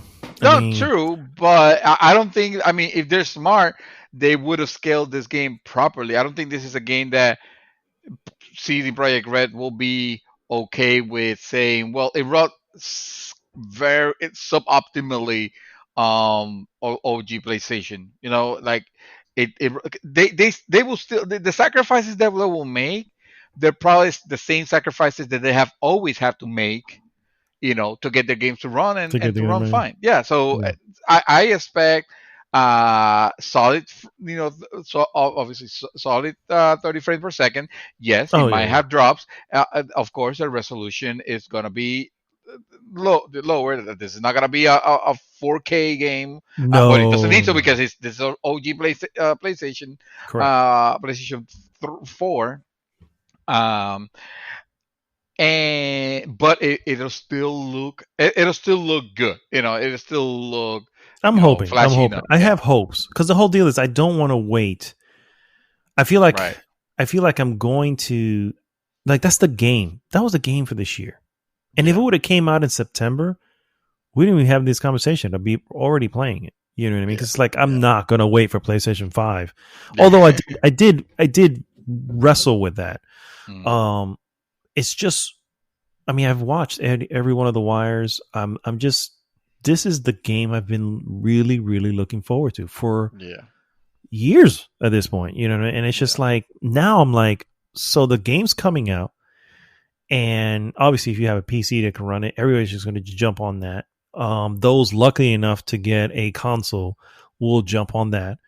And here I am left with, do I go with the subpar version or do I wait? And if I wait, am I going to get fucking spoiled between now and then? And that's my concern. And it fucking sucks, bro. I got a plan. So this is what you do. You go ahead and you Amazon yourself the PS4 version, right? And you don't open it until you see the Digital Foundry, because Digital Foundry is absolutely 1,000%. It's a guarantee. Like, I will put money on it that on the day of launch, if not a couple of days, they will talk about that game and how it performs on the different consoles, because that's what they do. That's I mean, this is the highest anticipated game of this year, so of course they're gonna do that. And they'll give you your answer. If your answer is not, like, if you see a lot of no, this too janky for, I don't want to experience it this way, then just return it. No questions asked. And you haven't opened it, so Amazon will have it. Ask for credit, because you're getting it. You're getting a copy anyway. I like the idea. Then you wait for the PS5 version. The only difference there is I'm not doing disc. I'm doing digital, because if you do disc, see, that's why I say you have to do. Oh, that's right. Because then if you because you're doing the digital PlayStation, I forgot about that part. Well, that's one, and two.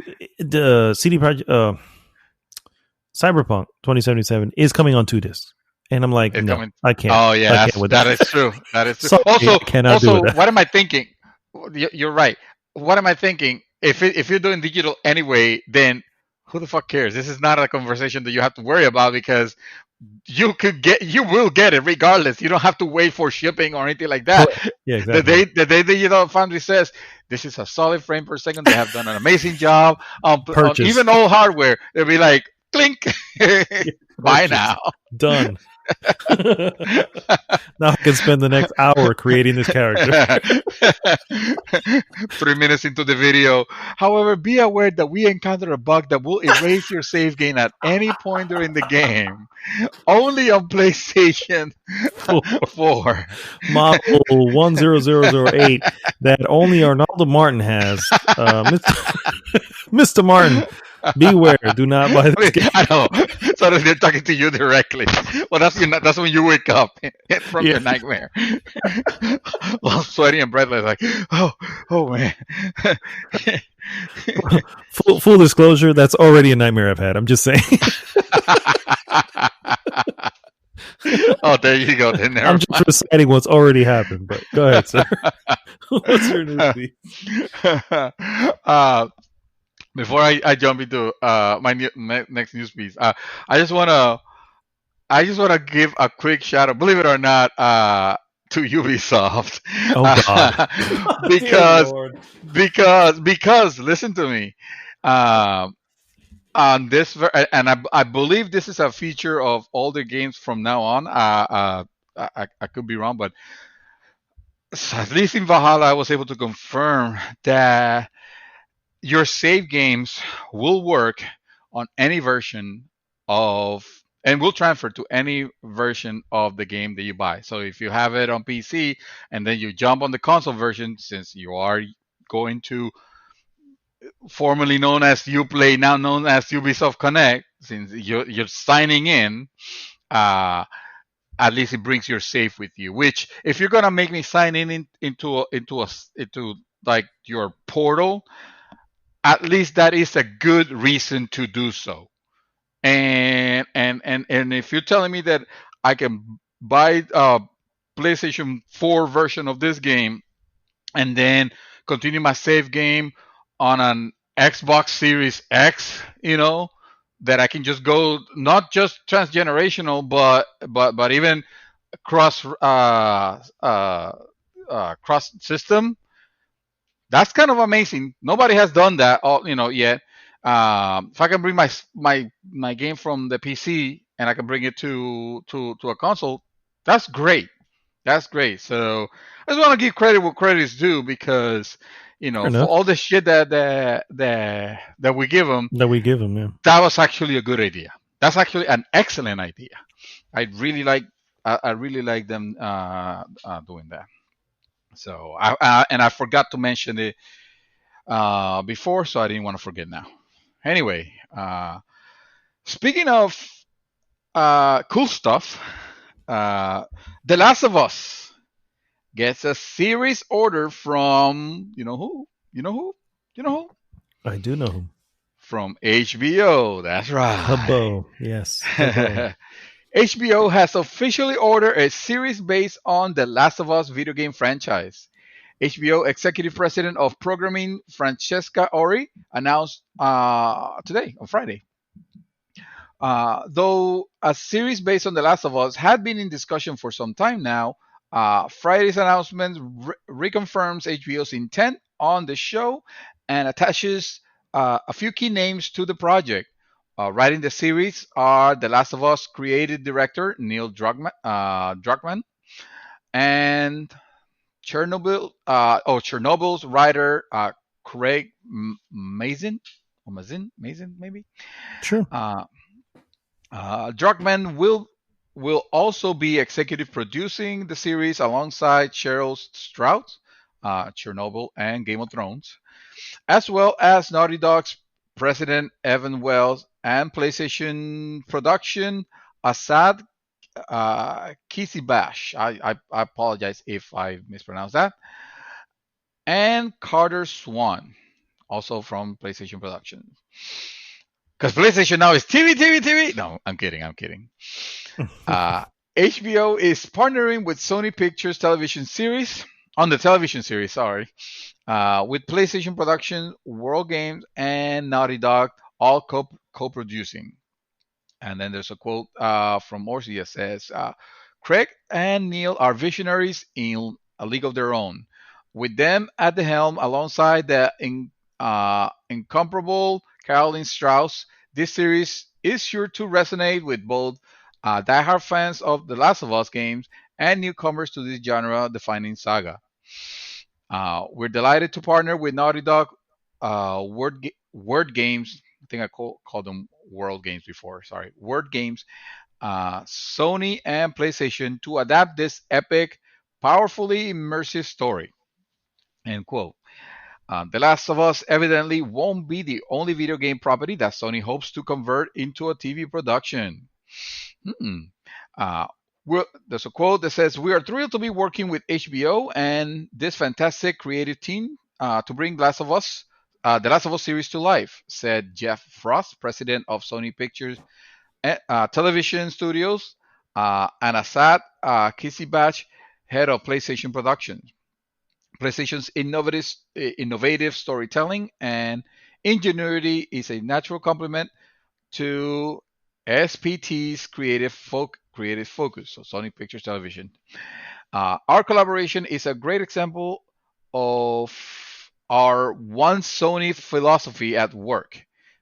This is starting to sound like Microsoft with the Yeah. TV Oreo. Mhm. One Sony philosophy at work. Okay. We're looking forward to developing even more iconic game IP in the future. End quote. According to HBO's announcement, the series will focus on the events of the original Last of Us games, which sees Joel and Ellie smuggling themselves out of an oppressive quarantine zone and traveling across a post-apocalyptic United States. HBO says that the series will be available on both the HBO channel and to stream on HBO Max. Last we heard, Mason assured fans in a BBC interview that he hopes to expand upon the series rather than undo any part of it, including Ellie's sexual orientation. So we have further ruminations of a Last of Us series for quite some time, but I think this is kind of cements it on solid ground because that it is happening, and you can also see the vision of one Sony. Whichever way that sounds, I bet they're the one that also worship the sacred symbols. That's not funny. I will never forget that. They seem to be realizing that, hey, a lot of people really like our these properties, these game properties, and that are near and dear to Sony fans. I mean, let's face it, Naughty Dog Naughty Dog is Sony, and Sony is Naughty Dog. So they can, and we already know that there is a movie for Nathan Drake. What's it called?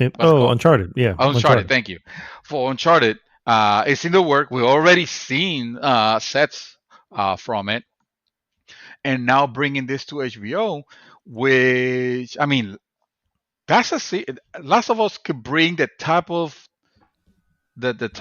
series that HBO likes to cash in, like really, really hard, which is that grisly, like shocking, kind exactly. of story, and also on a setting that has already demonstrated to work because at some point The Walking Dead was a thing, right? And it was a great thing. Yeah. So the problem with The Walking Dead was you had AMC who wanted one thing, you had the creator who wanted something else.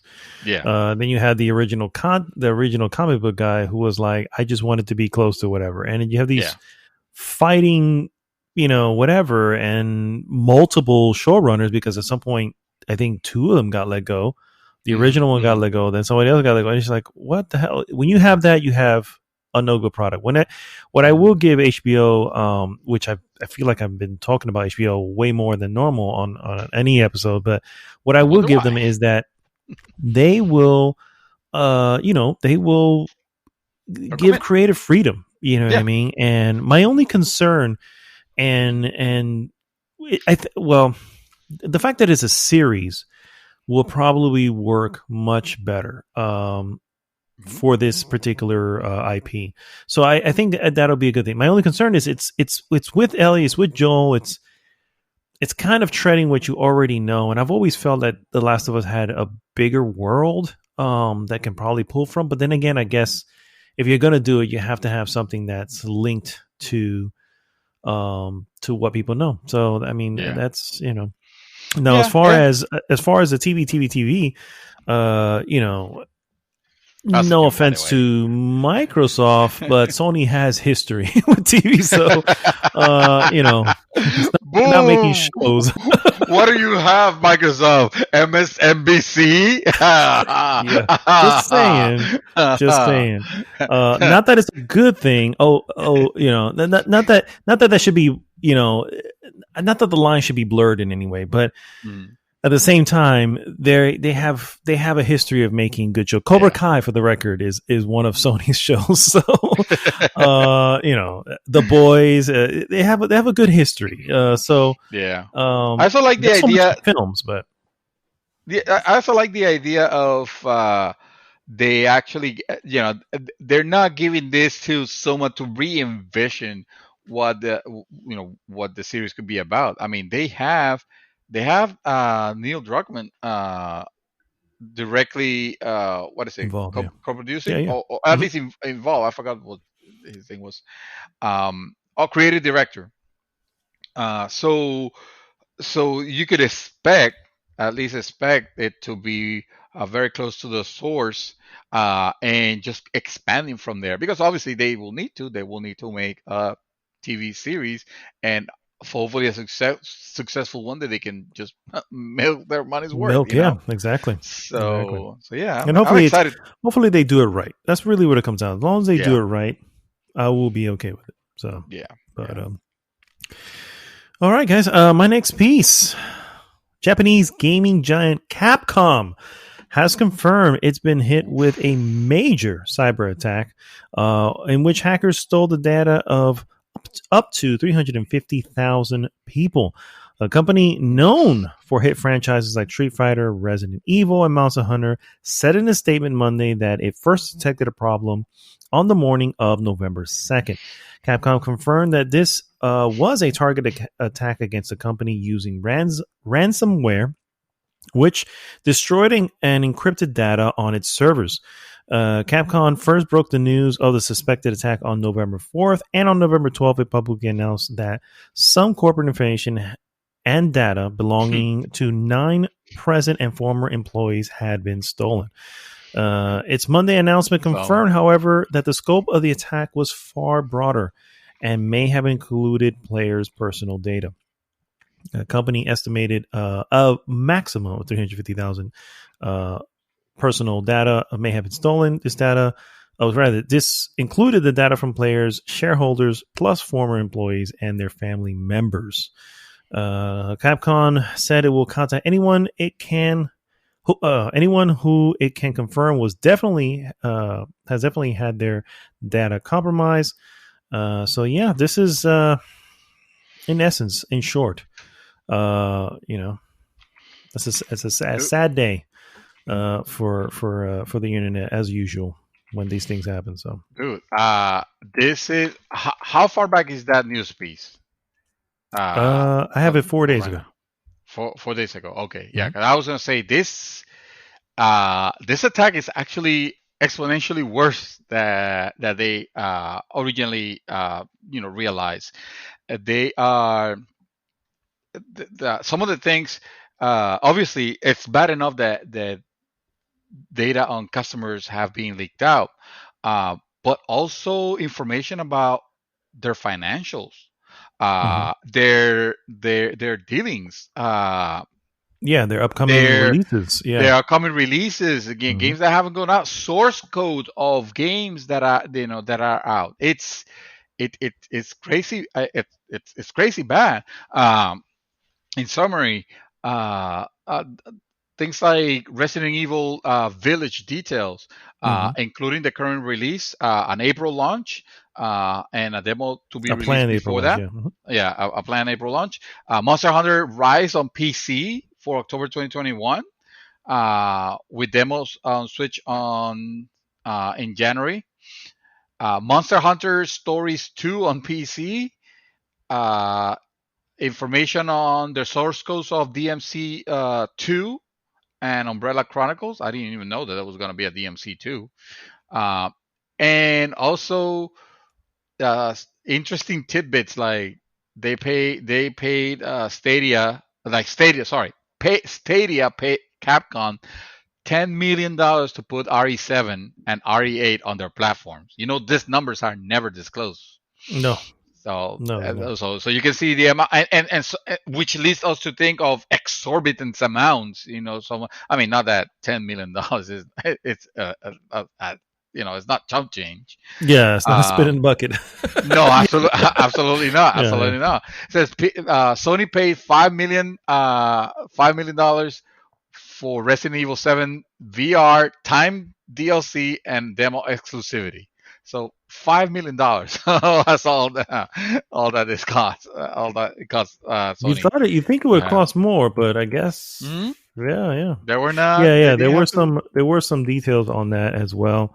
It And just there's for a some lot reason more. It's kind of, yeah. This is a. this is almost similar, or well, almost similar to the Naughty Dog hack, where details of the Oh. game and stuff like that were actual portions of the game were actually released for people to see, and Mhm. yeah, and me kind of wonder if it's same group, you know. Dragon's Dogma 2 and Street Fighter 6.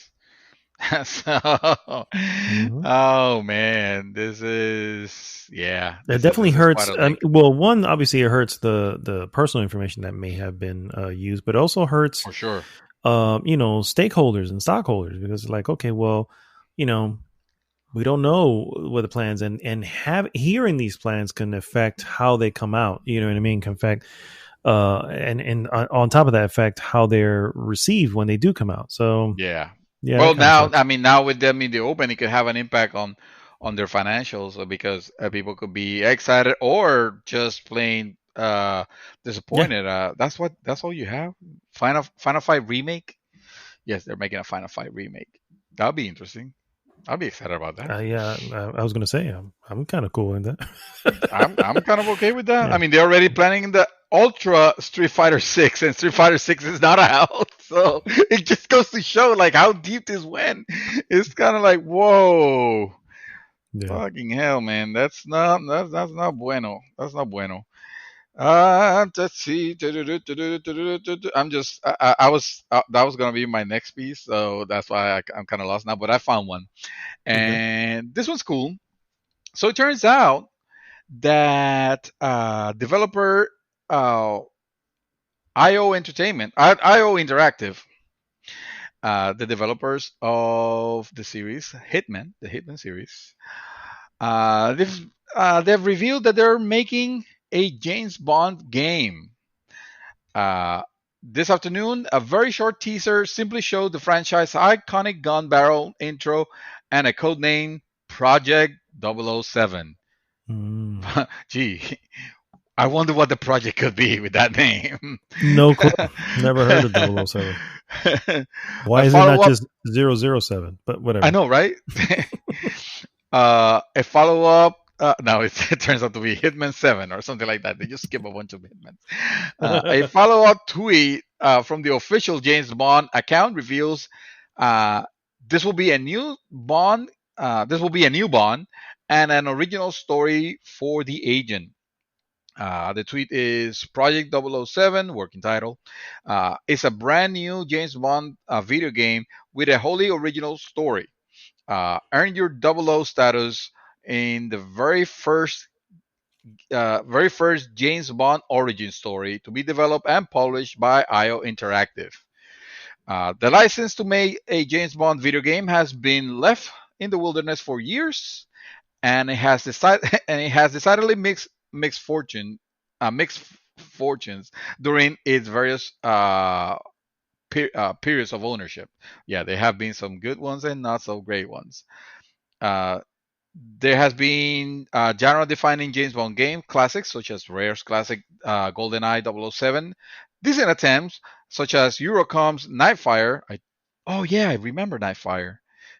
And absolute nonsense such as EA's own attempt at a game named GoldenEye in 2004. Wow, yikes. iOS project marked the first big new Bond game since Activision's widely panned 007 Legend, which Eurogamer gave a 3 out of 10 score back in 2012. Wow. Lol. The developers also currently working on Hitman 3, which is due in January 2021, as a cross-gen title for PC, Switch, PlayStation, and Xbox. Uh, so this is actually I like James Bond, and I like the Hitman series, the new Hitman, the new Hitman series, a whole lot. I think Ion Interactive had done a magnificent work with that franchise with Hitman, and I cannot think of a better, more suited developer to handle something like a James Bond origin story. I think that sounds super cool, and I will be very interested, very following up the development of this. I'm excited to I hear agree. that's happening I agree. Good stuff. because those games were fantastic and hilarious, but fantastic too. Yeah, exactly. Hitman.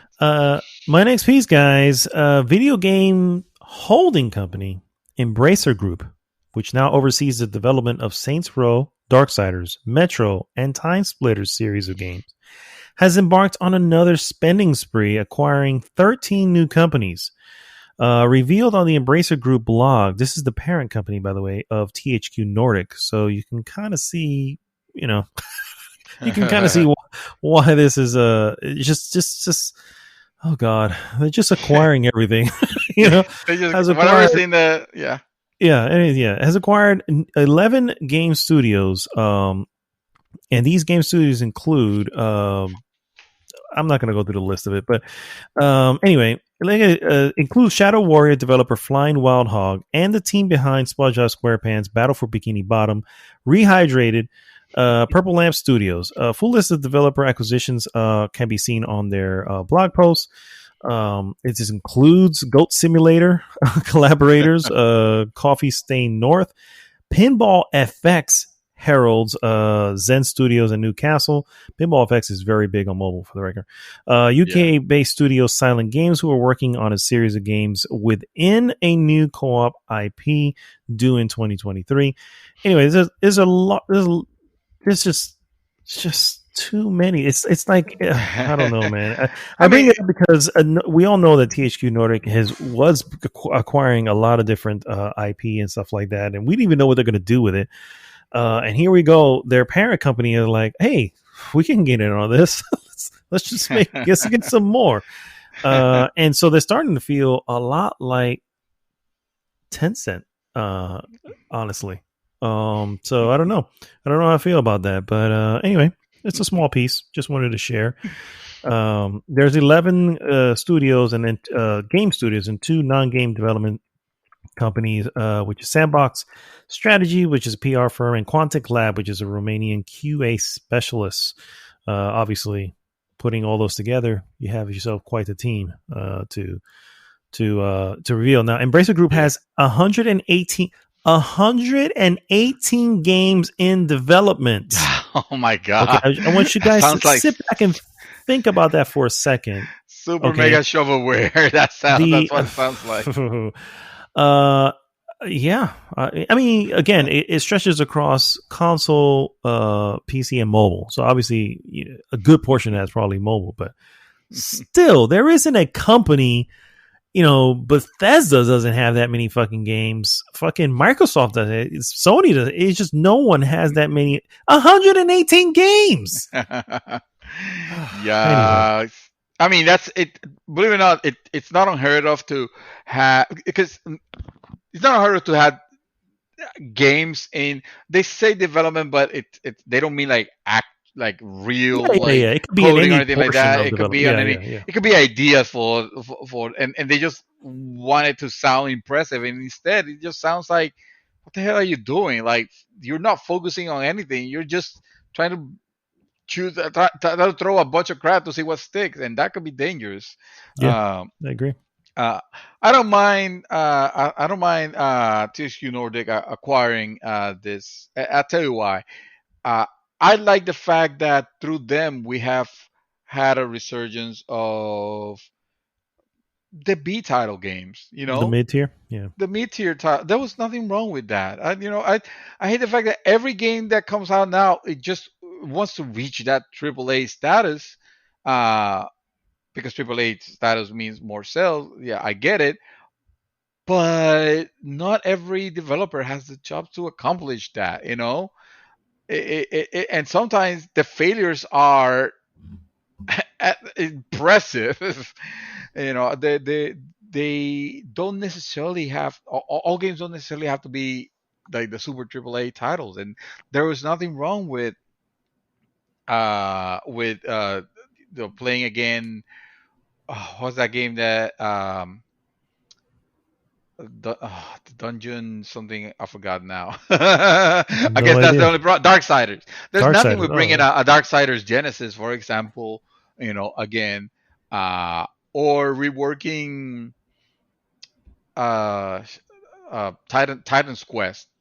Bringing it back and Oh adding wow. content to it. It's like that kind of stuff. Yeah, it's okay. They Yeah, don't make the if game you have less the fun. right, yeah, if you have the right you know expectations, financial Mhm. expectations. If you say, look, we're bringing this out, and we're looking for two, maybe 300, copies sold. We're not 300,000 copies sold. That's what we're looking at, and we're budgeting our making of this based on that. Then you have realistic goals. You can't be Square Enix, Mhm. who tends to have very unrealistic goals. So the Yeah, infamous Lara Croft Lara that Croft. needed to sell whatever, and God 6 million knows, copies in like yeah, 2 weeks or Lord whatever it knows was. what freaking Yeah. Marvel, whatever the Marvel game is. What the hell's the name of that Marvel game? Oh, the Avengers. new one, Avengers. Yeah, Marvel Avengers. yeah. Um, what God knows what Marvel Avengers expectations were. Considering how long it was in development, and how it's not delivering at It's all. true. And no one's Fuck. playing the shit. You know what I mean? So yeah, Marvel Avengers, the actual Steam players, less than 1,000, yeah, less than a yeah, thousand, yeah. bro, at a particular time. I just That don't think. Yeah, I just mm, don't think that anybody who's interested in Marvel's Avengers nice. were into any type of live service game. They were, and there's Yeah, a single player in the thing. Believe it or not, you could just play through it. And I really think that that's all people wanted. yeah, And for whatever reason, Square, to be fair, they announced this shit so long ago at this point.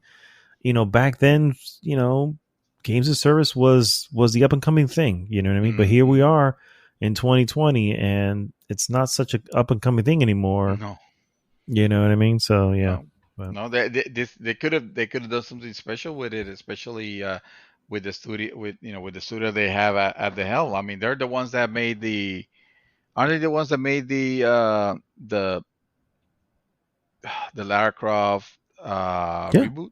yeah, yeah. All Uh, three of them. Yeah. why don't they And they have could have them done working that. on They could yeah have done a solid single single player player? game Yeah. and just left it at that. And it would have came out, first off, it would have probably come out way before this one came out, because the reality is, it's a game of service game, right? You have to have, Mm-hmm. there's a lot of moving pieces in that. A single player game, it's, hey, you just need to have the cutscenes tight, the gameplay tight, the voice acting tight.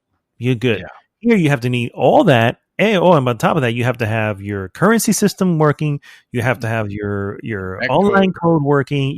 All this other stuff that I don't think the developers of this game even knew. It probably took them a while to figure that shit out, and that's why it took fucking 5-6 years. I think they were talking about this game for forever.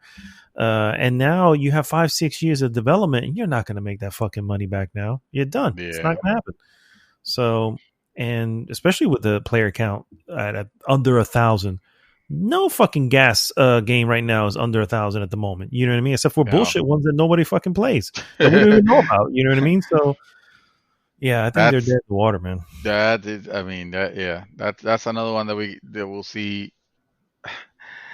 they will. I mean, they will do the reattempt. Obviously, right? They will do Yeah, their you have revamping to. as well because they have They to got to because do something. at Yeah. that point they're committed. They have spent too much money to let it go to waste. But I mean, But the reality look at is, fucking by doubling down, you're spending more now. And if yeah. you don't grab it. Now, here's the beauty of it: being in a world where digital games are more prevalent in people's libraries, the chances of people picking it up again are easier, right? Because they didn't trade it in because it's a digital game. You can't trade that shit in anymore. So it's in your library. So if suddenly they go, hey, we have this, and we have this, and this, maybe you come back to it. The likelihood of you come back to it is higher now that you own it digitally, Uh-huh. but you don't know. You know, no, we just don't know. And right now, that's what fucking Anthem's banking on. You know, anything came out, it was during the time where a lot of digital Well, games yeah, were being people were buying more digital games than before. So when they yeah, finally come with their 2.0, everyone who owns a digital version is going to go, well, fuck it, I'll give it a shot. You know yeah, what I mean? yeah. And if they nail it, then you have somebody. If they don't, then they just go back to But so maybe that's maybe that's I don't know how I got into that tangent. I'm sorry. Go Well, on no, with no, yours, no. Beefy. I think it's very appropriate of it because I was just gonna ask like, have we heard anything about numbers increasing for Fallout 76 when they released that big up, up update that supposedly brought the single player aspect of it or the NPCs The NPCs? to the world to it like have we heard of that fix or helping that game in any way like I don't think so. No. It's nobody's I talking about Fallout honestly I 76. have not seen an article for Fallout 76 in probably a year now. Maybe that's good news because that You means know? they're not super mega fucking. Remember when? Remember those months where like every week that we had something new about Fallout Yeah. 76. Yeah. Yeah, maybe it's Yeah. better that there isn't. Maybe I no mean, news it is could good be news. I was gonna say it could be like For Honor. You know what I mean? For Honor, I haven't heard anything about For Honor, but For Honor That's has true. people playing it. You know what I Yeah, mean? that's true. So it's Yeah, still there. So it could be like that. It could have a small community community. Yeah. that is dedicated to it. Mm-hmm. I think we would have heard by now if Fallout 76 numbers had dropped to, for instance, Marvel Avengers numbers. You know, Yeah. no one's playing this and no one's doing. I think we would have heard that by now on some media outlet.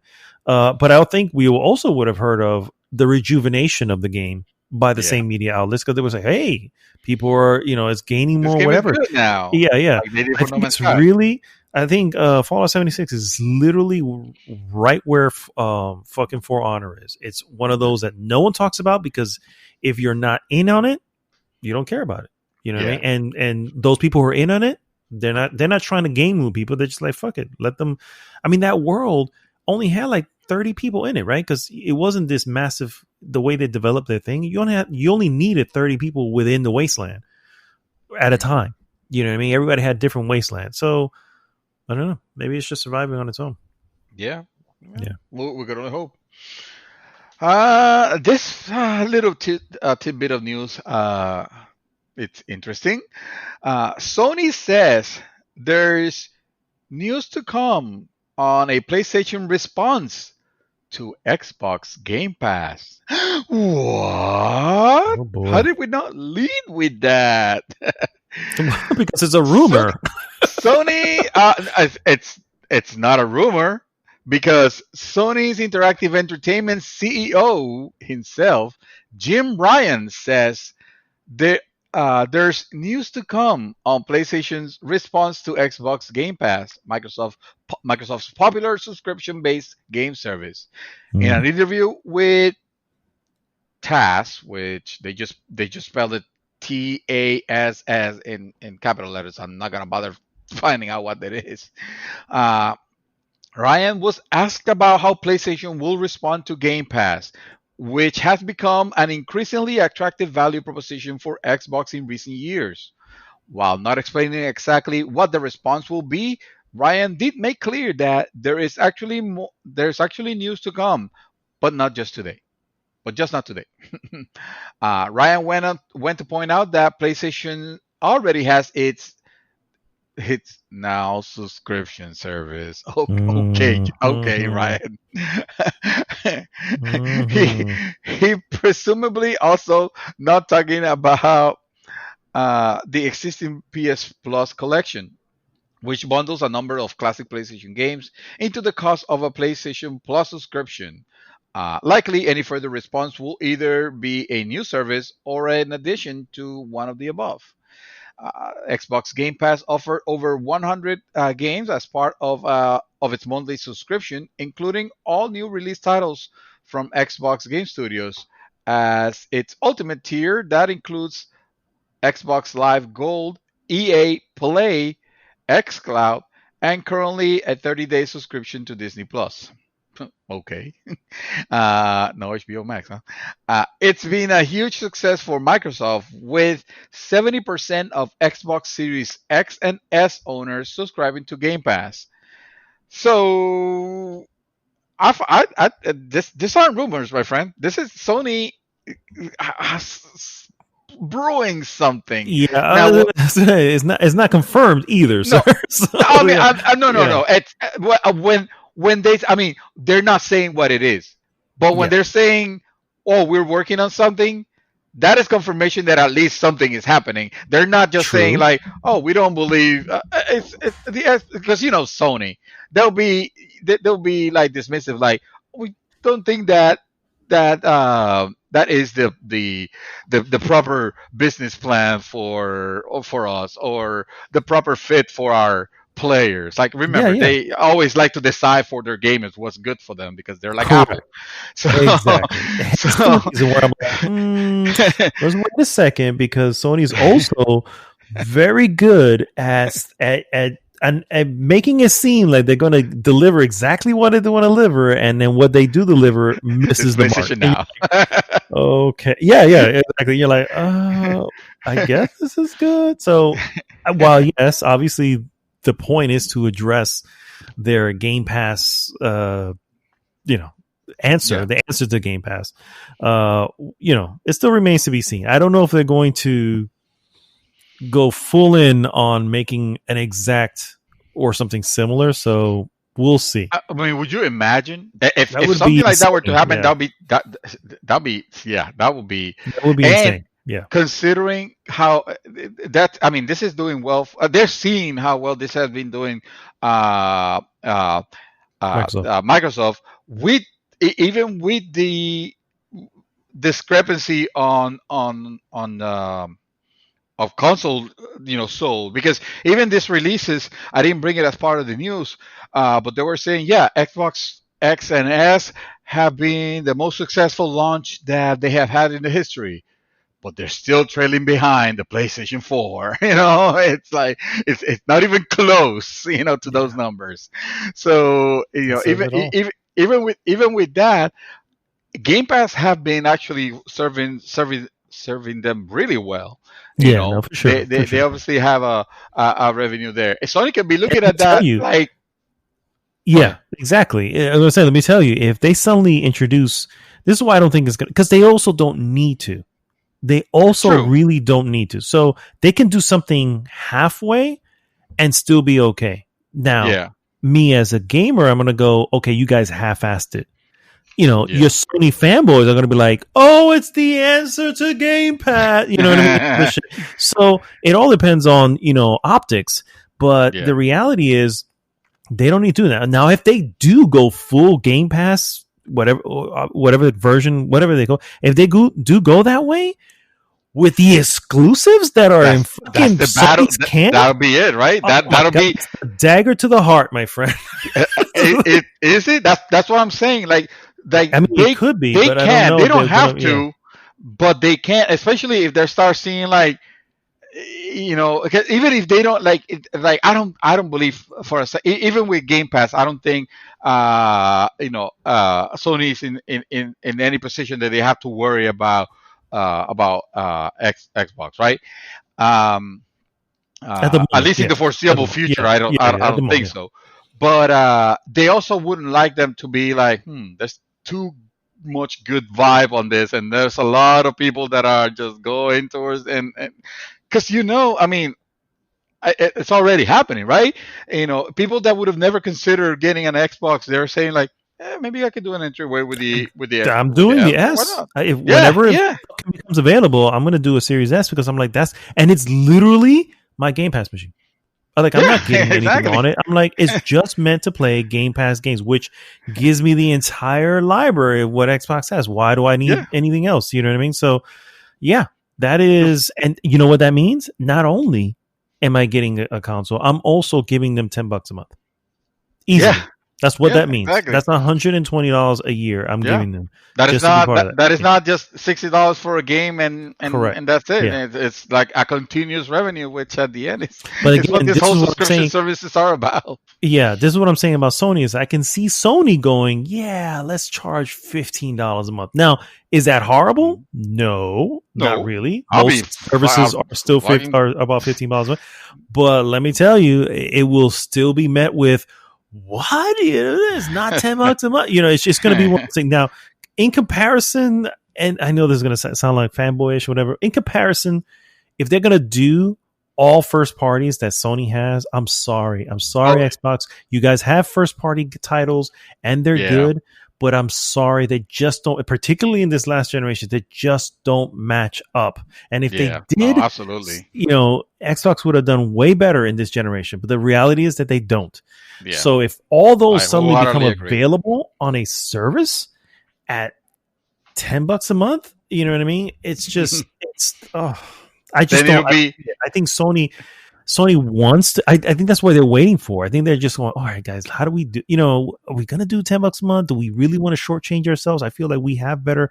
But they're not. But see, that's the thing. They're not, because they will get more revenue.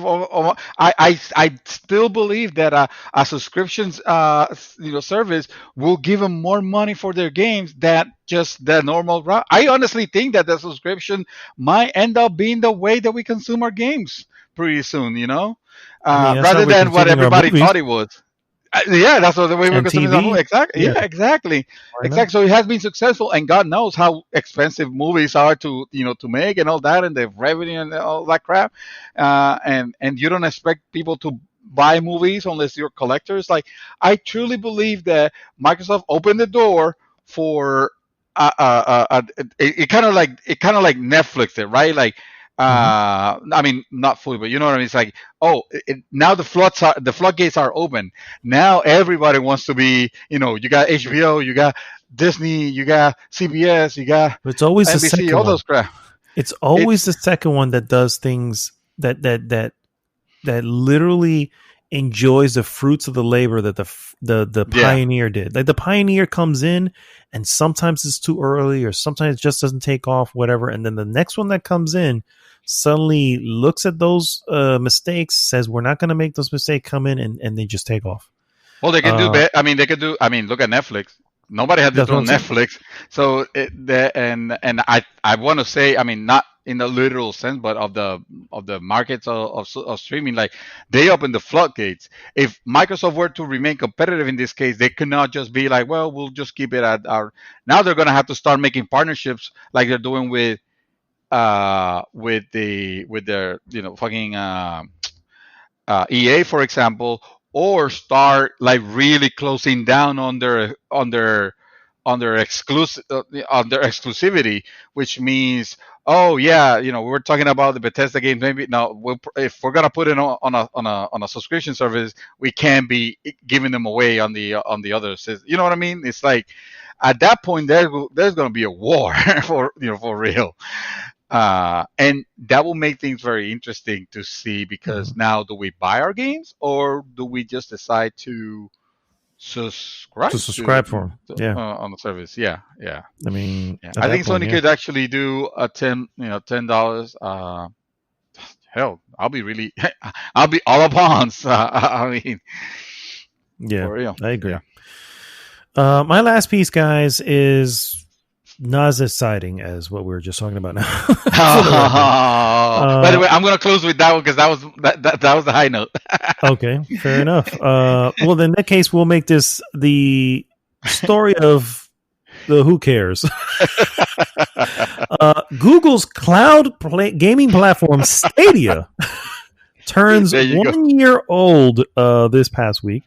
That's right. And soon, the service will be making its way to Apple's iOS platform. Public testing for iOS will begin rolling out several weeks from now. Google announced this past Thursday. And like other cloud gaming services, it will utilize a web app in order to bypass Apple's onerous app store rules. Stadia will be available on Stadia has been available on Android devices since the service launched in 2019, but a native Stadia app for Apple aficionados has remained elusive. Luna, which is Amazon's cloud gaming competitor, will also use a web app to deliver game streaming services over in iOS. In addition to confirming the imminent rollout of Stadia for iOS platforms, Google has announced that customers who pre-order CD Projekt Red Cyberpunk 2077 for Stadia can get a free Stadia Premier Edition. That's the bundle that includes the Google Chromecast Ultra and a Stadia controller for playing on TV. The deal runs through December 18th. So, yeah, like I said, they're still just giving that shit away, aren't they? Dude, I just got an email this morning actually from them that says, "Hey, you're almost done with your request. Just fill this out or whatever." And I was like, no, that's still no, thank you. Not even for your free whatever it was, the Chromecast. That is great. That is great. I'm good. That's literally I'm good, fam. I'm good. I'm good, fam. Yeah. Just reply to the email like, nah, I'm all right. Yeah. That is hilarious. Oh my god. Oh my god. All right, guys. On that note, give us a few moments and we'll be right back with our hot topic. Hot topic.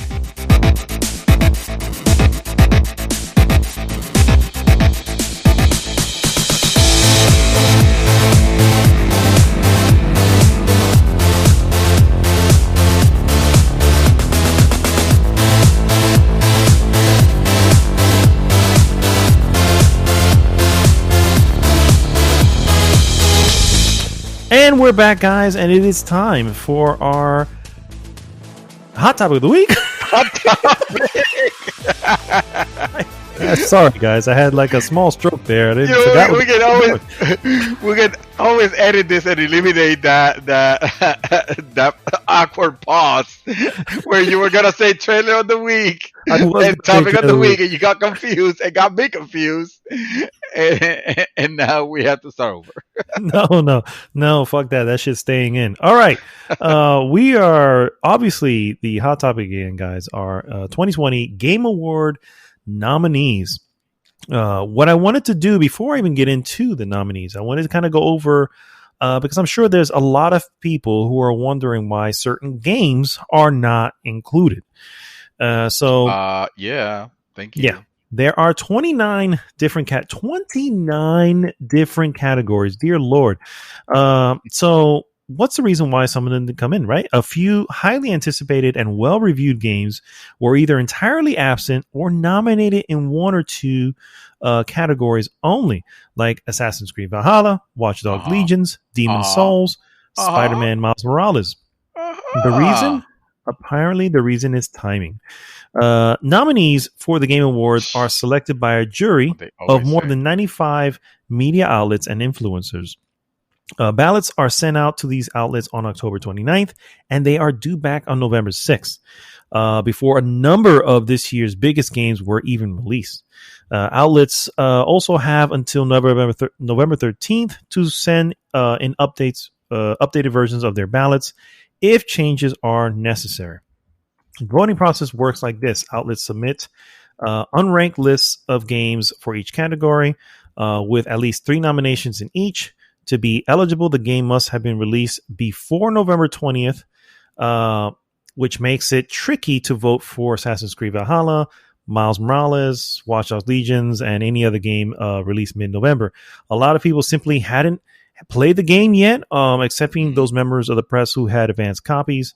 Likewise, in games like Hyrule Warriors, Age of Calamity, which will be released on November 20th, is right on that line. So in essence, due to timing, this is the reason why these major games are not included, unfortunately. So Well, obviously, as we they changed the rules, right? Because if you notice, actually, not if you notice, because I don't necessarily believe this particular game would have fit on any of the categories, or who knows? It might have actually. To be honest with you, I think it was unfair that it wasn't Mhm. even considered because of the change of rule. And I'm talking about Star Wars Jedi Order, Fallen which Order, came yeah, out. Fallen Order, yes, sorry, Fallen Order, which came out in, I want to say, November last year. It was. November Uh, 15th, 2019.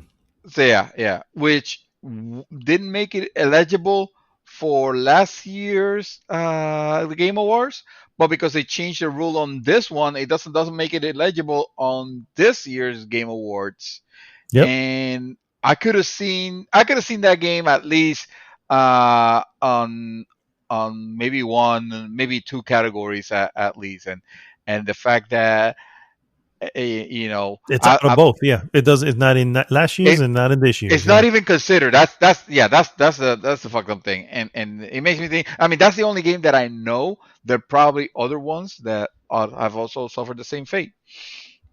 Yeah. Anything essentially released around that time frame, which would have been November 15th, 2019 to November 20th of 2019, where the 20th is now the cutoff date when it wasn't the cutoff date before. So When it wasn't uh, exactly. yeah. So that's I agree. why. Yeah. Unfortunately, that and other small titles probably released around that time did not fit in. Now, would it have made the list? It's difficult to say when we look at some of these. When we're going to go through some of these titles now, I but mean, when we look through them. I could have put. I could have seen it maybe on at least a couple. I'll tell you what. In the spirit of it, I want to give it its nomination for best Star Wars games of 2020. And Okay, unfortunately, it doesn't win it because that one goes to TIE it's a Fighter. squadron. Yeah. That's not true. That's not true. I'm joking. I'm joking. It's definitely there. It's definitely there. But we will never Well, know. I See, mean, that's the he's one sad thing. two, We'll so never yeah, know. it's definitely the runner-up. We will never know We now. will Thank never you, know. Jeff Okay. Kelly. Yeah, Like agaste. I mean, I don't know, bro. I've said it since the other one's been released. I'm just first off, I'm done with EA and I am done with Star Wars. I'm just done, guys. I honestly, we're not. You know what? We're not opening that fucking can right now. So, all right, let's move on. So here's what we're going to do, guys. We're going to go through some of the categories. Unfortunately, this does not include esports categories. I've already made my votes for it, but I'm going to be telling you the God's honest truth. I have no clue who I voted for. I just kind of said, well, Wow. that guy's Spanish. We're going to go with him. That team looks cool. We're going to go with them. Wow. You're Let putting me this on see. record also. The coach looks like those coaches that really scream at their folks. So I'm gonna support that because that's that's how good shit is. Wow. So No, yeah, I'm not gonna entertain the thought of voting for anybody who I don't know. So those categories got skipped completely. for the record, guys, this is not how you should be voting on election Yeah, day. absolutely not. Please do not do that. Do your homework. I do my homework. This And is the Game Awards, so who gives a shit? because I do it so well, I don't want to do it here. So I just want to move on. Anyway, so first category, guys, which is an interesting one. It's one of my favorite categories because it really shines a light on the new teams that are out there. It is best debut game for the best debut game created by a new independent studio. And the nominees are as follows. Carrion, which is from Phobia Game Studios and Devolver Digital. Mortal Shell, Cold Symmetry, Raji, an Ancient Epic, which is by Nodding Head Games, Roki, which is by Polygon Treehouse, and Phasmophobia, which is by Kinetic Games. I know of 3 of these games, and I've only played one. Mhm. So I know where my vote's going. So, um, I know of Mortal Shell, and that game looked really good. I never got any impressions from, or maybe he gave me impressions. I just don't recall now. Sparrow Wolf is very so. Mortal Shell is very Souls like type of game, Mhm. and I know he played it. I just never got some impressions from him to know. Raji, an ancient empire, an ancient epic, is a game that I have on my list to Yeah, I acquire. I was gonna just have say that's not. probably your jam.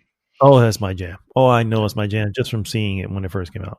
But Mhm. the game I did play, of course, is Carrion, which you guys heard me play, and is an awesome game that I've actually beat twice. That's how cool that game Wow. is. Damn. And I didn't know that, that.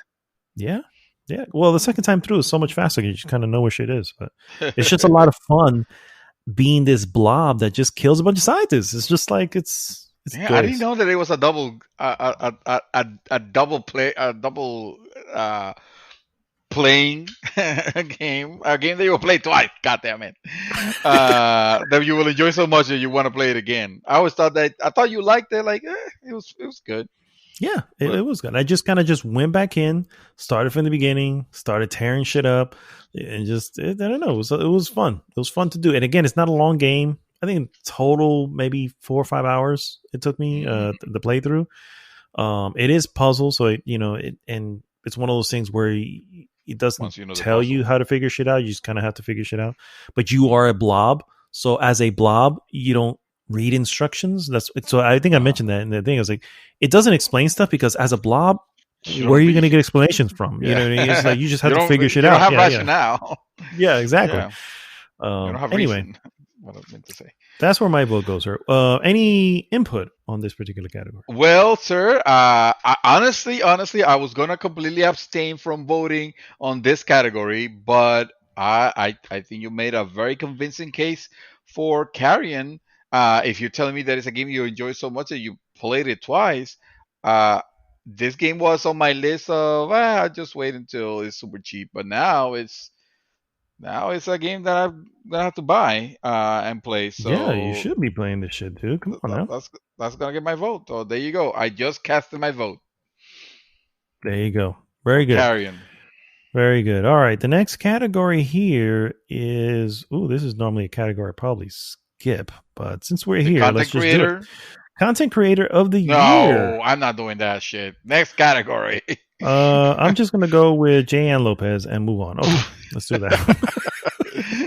Moving on. I already told you it's Sparrow Wolf or nothing. He's not on the list, so I mean I No, cannot leave it then you blank. write it I down like mean, you do on the th- real one there's on the no real election. there's no write-in though. I Then put Sarah Wolf in a heartbeat, but fucking Jeff Kelly, it's to blame for this. I There agree. should be a write There off. should be a write-in. There should be a There write-in. should be a writing. Absolutely. All right, guys. Next category: Best Multiplayer for outstanding online multiplayer gameplay and design, including co-op and massive multiplayer experiences, irrespective of game genre or platform. And the nominees are. Excuse me. Animal Crossing New Horizons by Nintendo, Among Us by Inner Sloth, Call of Duty Warzone by Infinity Ward / Activision, Fall Guys, The Ultimate Knockout by Mediatonic and Devolver, and Valorant by Riot Games. I would say that I've only played Fall Guys. However, I'm not going to vote for Fall Guys. There's no denying the movement that is Among Us. That game just it seemed to come out of nowhere, but it actually has been here for some time, but just sort of blew up. And I know that Animal Crossing is winning this hands down. I have no doubt that that's going to be the one that wins this. Best multiplayer? Really?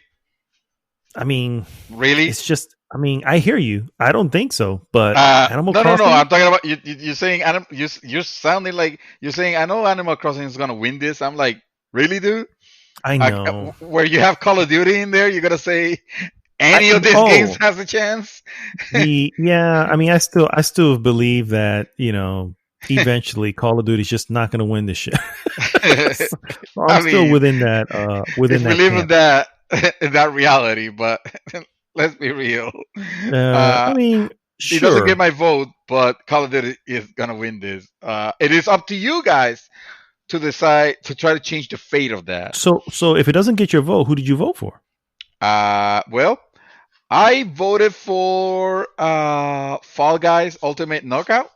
And Nice. I gotta be honest, I did it most in the impact that I saw it made when it came out, and the good vibes of it.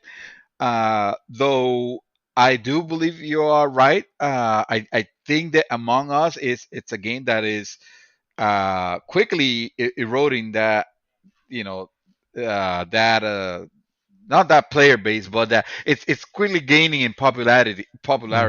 Hmm. Yeah. Almost like Fortnite when it was starting to gain track, versus PUBG, I mean, there were and congressmen and women that were playing this game. they were So I playing was Among like, Us. Yeah, okay, there were all right. congressmen and women among us. That's what you're Yeah, saying. Among Us, playing Among Yes, Us. yes. Yeah, that's who So gets my vote. I did play yeah, Fall Guys. And I like Fall Guys. I'm not gonna lie. It's a cool little, uh, you know, I should have M- voted for Among Us, but the I'm not well. changing my vote. I hear you. Yeah. I hear you. All Although right. I can, it does allow you to. I can cancel the vote and change it, but True. True. True. yeah, True. I'm gonna keep it It's there not finalized until it's finalized, but yeah. until it gets Uh, certified. until it gets certified by the Electoral College of the state of Game Awards. Uh, Hyrule. there you go. The next category, guys, best sports / racing. It's for the best traditional and non-traditional sports and racing game. First one is Dirt 5 by Codemasters. F1 2020, also by Codemasters. FIFA 21, EA Vancouver. NBA 2K21 Visual Concepts, and Tony Hawk Pro Skater 1 and 2 Vicarious Visions. This is an interesting one because that's a That's not remake, isn't it? Yes, it is Yeah. it is a remake. Also, in this Interesting. category, not a lot of competition out there left, because you can almost argue that NBA 2K21 is a remake of NBA 2K20 and NBA 2K19 before it, and same thing with Fair FIFA. enough. So Fair enough. Yeah. Same with all yeah, of them, really, at this point. same with all of Dirt them. Yeah, 5 exactly. is clearly the fifth Dirt. So, Yes, yeah. exactly. My vote's going to go for who I think is going to win in this particular case, and I'm going to go for FIFA 2021. I think that's going to pull out the victory. My vote never goes for who I think is going to win. It goes to who I will prefer to win. So, as all votes should. So, I'm going to go for Tony Hawk Pro Skater 1 and 2 Yeah. because I've that got remake like is kind of no amazing. horse. I have no horse in this race, That's guy. true, but you're also going to Realistically. find yourself on that same. I mean, you picked out a YouTube Creator of the Year or some shit. So, True. But I'll so tell you one exactly. thing: if the one who I picked wins, Uh, I'm gonna feel good about myself. Just saying. I mean, it really doesn't because it's not. We're not betting here. We're actually No, for sure, for choosing. sure. You Yeah, should be choosing with your heart rather than you're with right. your cock. No, So I should I probably go don't know. back and pick Alana Pierce. That's probably where I should go. Yeah, fix Damn, that shit because if Alana Pierce was there, you done fucked it up. I did. You're right. I'm going back, changing vote to Alana Pierce. There Good you job, go. sir. Appreciate it. All right, now fix your best sport / racing to a real game, No, not a sport. no, no, Even though fam. it's It's gotta best be. It's gotta go with sport. FIFA. Okay, well, fine. Enjoy although your the thing is, micro mini transactions. although that is EA, you're probably right. Yeah, I'm gonna go with Dirt. We're gonna go with Dirt 5. Yep. Codemaster gets all Yeah. right. There I you go. still think Tony Hawk should win, Agreed. and Agreed. that's Activision, which is even worse. I know that says a lot. Yes. Next category, guys. Best sim / strategy. Best game focus on real time or turn based simulation or strategy gameplay, irrespective of platform. Nominees are Crusader Kings 3 by Paradox Development Studio, Desperados 3 by Mimimi Games, Gears Tactics by Splash Damage, the Coalition, Xbox Game Studios. Microsoft Flight Simulator by Asobo, Xbox Game Studios. And XCOM Chimera Squad by Firaxis. Of all the categories that are gaming, real game related, I really have nothing here. The only thing I can go with is what your particular enjoyment was of Microsoft Flight Simulator. So that's where I'm going. All right. Well, it's if they are. Honestly, what I saw from Crusader Kings 3 was impressive, to say the least. If I was into like that type of like that meticulous level of world conquering, kingdoms inspired, art, well, not RTS because it's not real. Well, I guess it's a little bit of real time. I would have been all upon Crusader Kings 3. That game is certainly impressive. Whoever is into that, oh boy, you have found your Witcher 3 level of awesomeness here. And I'm dead serious. Yeah. I know about it. I just don't. Yeah. It's a PC. That said, I tried it. It was a little too overwhelming, especially for what I want to play right now, which I just want to shut my brain off, not think about it too much. So how about playing a game where you fly a plane? Because that's what you want to do when you want to shut your brain down, is just fly a plane and trying to land it. And no, I think hands down, I'm giving it to Microsoft Flight Simulator, and I honestly think that's the winner also, just because of the impressive amount of detail and the technology behind it. It's like no other. It's think of it as like, well, that's not a game. It's a sim. Well, first of all, that's subjective. Hello, you're still having fun. Category is called Best Sim, so whatever. Yeah. That's true. But also, it's. Honestly, you are having fun. You guys saw, or I posted a video not too long ago on YouTube of me playing that game with joystick and the whole ass setup, and trying to land, and those moments are really cool. It's really nice to complete one of those. It's really nice to be in the on the air, and you're inside the cockpit, but if you just want to look outside and look around you, you're looking at very realistic, almost photograph, almost because it depends the area also, but almost photographic, but certainly a one-on-one recreation of the entire fucking planet. Tell me if that's not impressive, then I don't know what is. A recreation of the entire. You can see I saw Mad Dog's house. Whoa. From a biplane. Yeah, I saw the place we work, and I sent you a picture also. And those adventures are, especially now that we're in a freaking quarantine, we can't go anywhere, we can't travel anywhere. I could say, well, I was flying through the coast of Australia, and it was amazing playing Men at Work while I was, flying through the beaches of Australia was a surreal experience. One of my best moments, actually. And I think I messaged you about it. I was like, man, this feels so cool. So yeah, definitely get my vote. Microsoft Flight Simulator. That gets my vote too, as an extension of your enjoyment. So my enthusiasm, absolutely. For sure. Unbridled enthusiasm. No, compared to the other ones, no. Next category, guys, Best Family. For the best game appropriate for family play, irrespective of genre or platform. Nominees are Animal Crossing's New Horizons from Nintendo, Crash Bandicoot 4, It's About Time for Toys for Bob, Fallout Guys uh, Fallout guy, Fall Guys. Hello, guys. Sorry, Fall Guys. Isn't that a band? I think so. Follow Boys is a band. Yeah. Fall Guys, Ultimate Knockout by Mediatonic, Mario Kart Live Home Circuit by VLAN Studios and Nintendo, Minecraft Dungeons by Mojang Double 11 Xbox Game Studios, and Paper Mario: The Origami King by Intelligent Systems. I know who's going to win this, but I'm going to go with Fall Out Guys.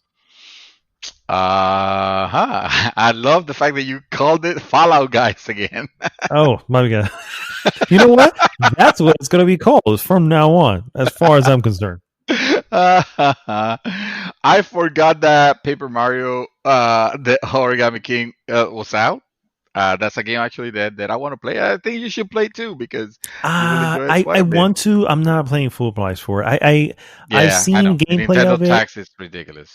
No, and that's not what I mean. Honestly, if it's a good title, I will pay $60, but I'll pay $70-$80 for it. That's not what I'm saying.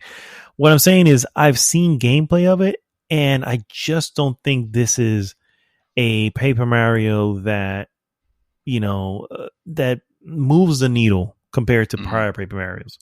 So I think it just falls short, which is why I'm like, because I was really because I love Paper Mario. I've been playing Paper Mario since forever, but I just don't think it hit the mark. I think literally it fits into this category because there's 6 spots and it's the 6th one. You know what I mean?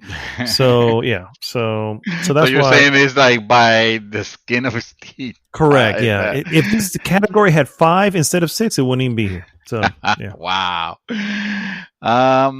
I'm going to. I'm just gonna go ahead and straight out give it to the one that I have actually seen more people enjoy, and on my circle of friends. I haven't played it myself, but I hear nothing but good things from these fans, and that is Animal Crossing and New Horizons. Yeah, that's the one that's going to win, for sure. That's the one that's going to win. Let's be real. Yeah. I'm not voting because it's going to win, though. That's not the reason. I don't do that. Unlike other people. The whatever. Yeah, I'm pretty sure Animal Crossing is going to Animal Crossing, as far as sales for the year, is probably just second to like fucking Call of Duty. And wow. I think it's second to Call of Duty based on numbers. Apparently, Nintendo does not release digital sales numbers. So NPD, for instance, does not know that. On just hard copy sales, they're second to Call of Duty. Mm-hmm. I would bet money that it beats Call of Duty if we were to include the digital sales. That's impressive, considering that Call of Duty is everywhere. Yes, exactly. Which is amazing to me. First off, because that game I don't own it, but I play a little bit of it because Matt brought it by. He has a Switch, and we kind of put it in, and I was playing a little bit. I just have no interest in this game whatsoever. Yeah. I see what the hook and all that. It's just the hook did not work for me. Mm-hmm. But I'm positive that is going to win a lot of these categories because of that.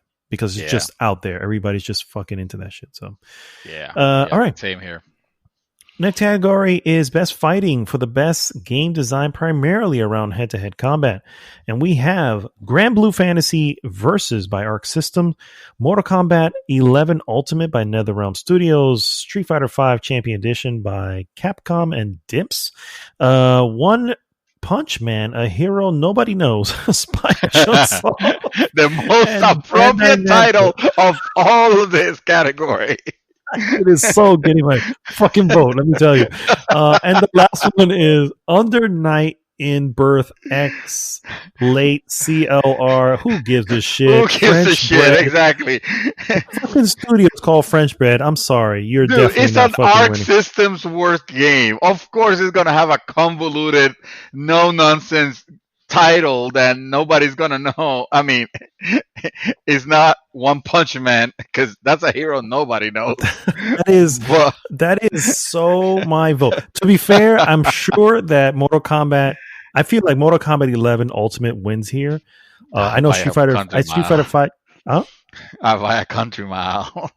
I Yeah, believe yeah. so. I think Street Fighter 5 it has its following and all that, but I mean, I have not heard of Street Fighter throughout this year as much as I heard of Mortal Kombat and its releases and its updates and stuff like that. Mortal Kombat is just going to kill in this particular category. And because of that, my vote doesn't matter. So my vote's going to go to One Punch Man, a hero no one knows.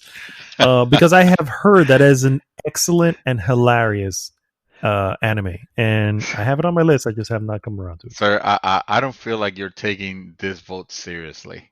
I am. That's where my vote goes. I am 100% sure that that's who I want to win. Okay, all right. The guy is not going to win because clearly nobody knows him. But still, that's where my vote goes. Fair enough. I'm just gonna put here Mortal Kombat Ultimate 11 Ultimate. Then now who's choosing the obvious? Whatever. No. I mean, of all of if I were to pick a game that I'm interested in playing, I own Mortal Kombat 11, not the Ultimate version, but I fucking enjoyed Mortal Kombat 11 for what it was. And I'm not a fighting guy. I don't do the. I don't care about fighting. Like that time has passed me already. Me too. But I did enjoy too. what they did with it, and I wholeheartedly give it my vote. Especially they have been releasing new characters, and I know that uh, Reaper is gonna like swear at me and for choosing this one. But I'm sorry, man. I don't care that much about Grand Blue Fantasy. I don't know One Punch Man. And no, I let me think not he would even get probably started on. Huh? I think he would probably. I'm just looking at the rest of the nominees. I don't see why he wouldn't pick Mortal Kombat 11 if he were forced to make choice. I can see him picking the hero nobody knows. I mean, it's anime, and look at the art style. It's another Dragon Ball clone thingy. No, look at that art style, bro. Yeah, look at that. It's close, but not the same. Yeah, you have to see the anime. Okay, it's close, but not fair the same. enough. Yeah. That said, don't lose a bet to me because you will be playing the game of the hero that nobody knows. Like it or not, my friend. I would love to. Just saying. It comes highly recommended. Clearly, right? It got nominated. So. All right, guys. The next category is actually a rather big category, although not many nominees that I was expecting. Best role playing. That's it. Best role playing. Best role playing. For the best RP. game. RP. Yeah, G in this one. For the best game designed with rich player character customization and progression, including massive multiplayer experiences. Nominees are Final Fantasy VII Remake, Square Enix, Genshin Impact by MiHoYo, Persona 5 Royal, which I like to say Royale, by Atlas, and Wasteland 3 by NXile, and Yakuza Like a Dragon by Ryuga Goto Sega. Let's just say fucking Sega. Who the hell are these people? Anyway. Gotoku. And Gotoku. Like a Dragon, more like a Dragon Quest, right? Am I right? Because there's turn-based, just like Dragon Quest. It's like Dragon Quest. Come on, man. Sure. My vote will go for the only one I've played this year. I did not play Persona 5 Royale. I understand it's great. I understand it's you really, play Persona really 5? Good. I did, and that didn't make it to the game of the year that year. So my vote would go in this particular category to Final Fantasy VII Remake. Without a fucking doubt, I will go Final Fantasy VII Remake. Now it's gonna be it's going to be curious because I feel that this is going to come down to Final Fantasy VII Remake and Persona 5 Royale. Persona 5 Royale has gotten ridiculously great reviews. hands down. That's One of the true. best review That's true. games, That's probably true. of all time.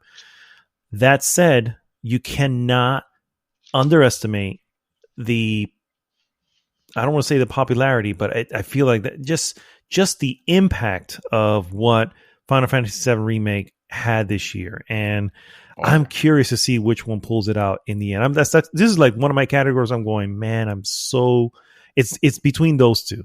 If any other three win, this fucking category is dumb as shit. I don't know who the fuck is voting this shit, but yeah. Watch it. Give it to Genshin Impact just because it's free. Yeah, I guess. No, but I feel like Final Fantasy VII Remake. It's getting the backlash of the game that you already had the magical moment when you were playing it back in April or March or whatever it was that it was released. I want to say it was April probably. Mhm. And now you're like off that high, and you kind of forgotten that game was fucking amazing. I Like when didn't you forget it. consider everything it did, not just in the fact of can a Final Fantasy VII work? Like, can it actually do something to bring out, the experience, the memories that we have, that how we kind of remember it being, and oh my fucking god, yes, yes, he can. Yeah, he Also, sure the did. soundtrack was phenomenal, like such a good soundtrack, and that goes without saying, without talking about the graphics and the bug free and except that door. Uh, Yeah, everything everything on this game is super, super, super high quality and super, super well done. Probably one of the, I mean, certainly one of the best Final Fantasy games in recent years, and that's not saying much, but I would say like it's definitely hands down one of one the of the best best all RPGs time. that I have played. Yeah, Final Fantasy I of all mean, in time. forever. I would say Yeah, it's yeah. it is definitely. It is. I haven't forgotten. I have not forgotten. People have though. No, We need to be true for reminded. sure. But I have not, and that's where my vote goes. And I haven't played Wasteland 3, and I haven't played Yakuza. And it doesn't matter. It doesn't matter. This game was the promise. That was the original trailer of this game when it freaking got announced at an E3 just out of the fucking blue, and just blew like thousands of people's minds in one shot. It was the promise is finally fulfilled. That's in the trailer. That's literally in the trailer. That's what the guy says. The promise is finally, and it's just like, here it is. And I'm gonna lie, throughout the years after that announcement, I was doubting that I've ever seen this. Yeah, I was skeptical. Do you remember? Yeah. I even said, I don't know about those characters design. I don't know. And the voice. I mean, granted, it's not a perfect game. That voice acting was not great. I'll still how to this day that that voice acting was not bueno. But it wasn't trash either. I'm not saying that. It was just goes to show that it doesn't have to be the perfect game to be an amazing, memorable experience. Yeah, for sure. And I definitely agree. It gets my vote. I haven't forgot about it. I would be lying if I didn't say I've wanted to return to it. But I haven't, because I know the time that it takes to get through it. Even knowing where everything's at, I know the time that it takes to get through it. And it's just, I don't know. But anyway, next category. Best action adventure. For the best action adventure game combining combat with traversal, and puzzle solving. And we have nominees: Assassin's Creed Valhalla. Hey, they made it on the list. Ubisoft Montreal. Ghost of Tsushima, Sucker Punch. Marvel Spider-Man Miles Morales by Insomniac Games. Ori and the Will of the Wisps by Moon Studios. Star Wars Jedi Fallen Order by Respawn. Oh, wait a minute. So it did. Yeah. They did put it in. They sure did. Oh, shit. And I completely overlooked it. and you sure did. See, I was right. I could see it on a category there somewhere. It's just not gonna win it. in case you didn't hear it, the last one was The Last of Us Part Two, which is the Oh yeah, last of the whatever. yeah, the last of them. This is a difficult one. For the record, I haven't played Yeah, Valhalla. I haven't played Miles Morales, no although I'm worries. sure it's very good. I have not Yeah. played Jedi Fallen Order because of EA. And Ori and the Will of the Wisps, I played the first Ori and it was great. I had not played this one. I only play Ghost of Tsushima and The Last of Us 2. Mm, Now, as an adventure game, I have to give it to Ghost of Tsushima hands down. As an mm. action game, I have to lean to The Last of Us more too. And this They category is jodiste. action adventure. They jodiste because you can only pick one, I so know it choose is wisely. very frustrating for it to put this into my camp. That said, An adventure. I I remember playing Last of Us 2 and finishing it and then starting it over again. And the only reason I stopped, I was probably 2/3 through the my second playthrough, and the only reason I stopped is because I started playing Ghost of Tsushima. Ghost of Mm. Tsushima is a game that I platinumed. I platinumed that game on purpose because it was so enjoyable. Ghost of Tsushima gets my vote. Okay, all right. Well, I am playing Assassin's Creed Valhalla. No, thank you. Ghost of Tsushima is a game that I very recently acquired, as recent as actually today. So I haven't played it. Uh, Spider-Man's Miles Morales looks amazing, and to be honest with you, that would have been a contender for me to pick if it wasn't for the fact that I really fucking enjoy that. I really enjoy Spider-Man, Marvel Spider-Man, but I played that game already, and that game had its it should have actually, if it didn't already, gotten its mention on last year. uh, Ori is not a game that particularly interests me. Star Wars Jedi Fallen Order, it's a great game, but I wouldn't. I mean, that not not in a category with Ghost of Tsushima and Last of Us Part Two. Uh, I haven't played Last of Us Part Two. Uh, I only played one. From the memories of one, I can say I will enjoy it. The game looks really great. Graphics look amazing. The technology there is amazing. But right now, I'm looking forward playing Ghost of Tsushima a lot more, and Ghost of Tsushima gets my vote just because of your enthusiasm. But even before you picked it, I had already selected it. So Nice. Nice. I thought you were going to go for Jedi, but hey, I no, guess no, no. not. I mean, I defend that game for what it is. It's an EA game that did not do the EA thing, Mm, and that deserves high merits. In itself, I think that game is super solid four, which is a great game. So that's where I will put it. I will not. It will not hold a candle against Last of Us Two, Marvel's Spider-Man, Mike Morales. I mean, come on. yeah. It will Yeah, I it can do will it will very likely take the cake from Valhalla. I'll tell you that. From that. what I've seen Yeah. so far, Okay. I don't know. Maybe Valhalla could surprise me, but I'm Fair not enough. expecting it to. Fair enough. All right. Best action. For the best game in the action genre, focus primarily on combat. Oh boy. Uh, nominees Oh boy. are Doom Eternal from id Software, Hades from Supergiant Games, Half Life Alex by Valve, Neo 2 by Team Ninja, and Streets of Rage 4 by Dotemu. Uh, I don't need to speak about Hades anymore to tell you that it's the best fucking game. So that's where my vote goes. All right. And my vote goes for Doom Eternal. Move on. All right, moving on. That was pretty easy. The other That was ones yeah. don't even matter.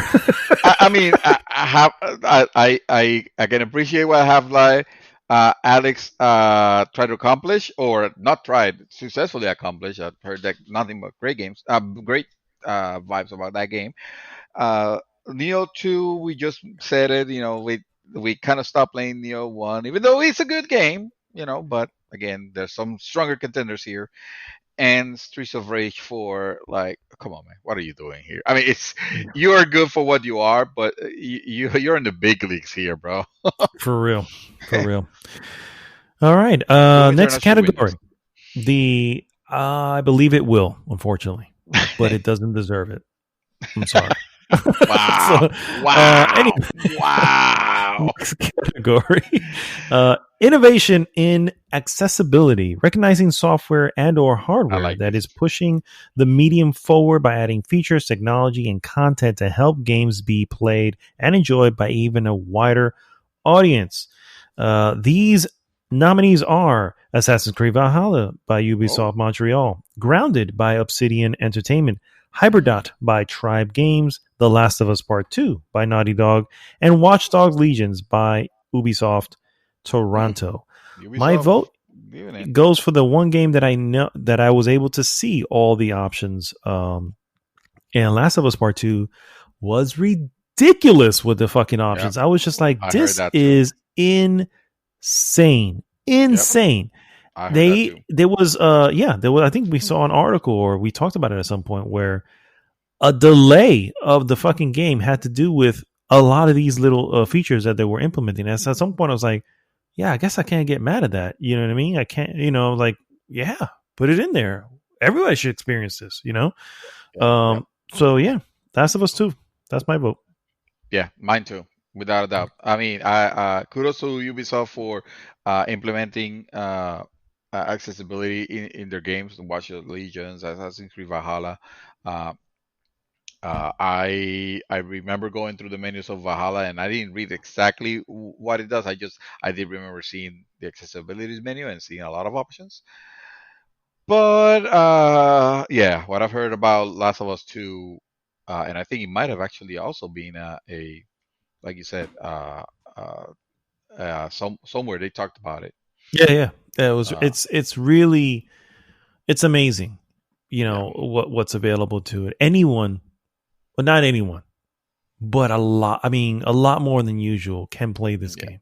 Hmm. Honestly, if Sony were to implement some sort of adaptive controller, the way that Microsoft has, everyone can play this game, Yeah, and that's the truth. I see. And honestly, of all the things that Microsoft has done that stands out in front of, that's probably the most important one. And if there's one thing, I mean, we say this all the time, and I don't want to get off topic here, but gaming is such a powerful medium, such a powerful way of delivering a story and a feeling and all this stuff. And when you have disabilities and stuff that doesn't allow you to enjoy it normally, it cuts you out of feeling that, and to know that you have certain developers and stuff like that, they're out there making this stuff and making it so that everyone, or as many as possible, can enjoy it. Yeah. That's powerful, man. And seeing this in Last of Us, that's great. But man, Sony, get a fucking get on board and Hmm. get on some sort of a controller that helps everyone join in. And it's just you cannot understate how awesome that is for Microsoft. You really cannot. So anyway, next category: best VR/AR for the best game experience playable in virtual or augmented reality, irrespective of platform. Not played VR at all, but I hear Talking about Half-Life Alex is really, really great. yes, So, that is because it is. like, Yeah, yeah, exactly. I think that one transcends many VR issues that you wouldn't even expect. So that's where my vote's going to go. Sure, but we it's don't the know the expected one. who. We don't know who the Oh, nominations you're are. right. You're right. Sorry. I'm sorry. Nominees are Dreams by Media Molecule, Half Life Alex by Valve, Marvel's Iron Man VR by Camouflage, Yeah. uh, Star Wars Squadrons by Motive Studios, and The Walking Dead Saints and Sinners by Skydance Interactive. And as I Hmm. mentioned, my vote goes for Half Life. I also believe Half Life Alex has done some incredible things with VR. However, what I saw when I saw footage of and I still watch footage of people playing Star Wars Squadron with VR, and I have never been a VR person. That is the only game that will make me go for it, because the experience that you get of actually, you know, because remember, it's you can play this game sitting down. You don't have to be moving or anything like that.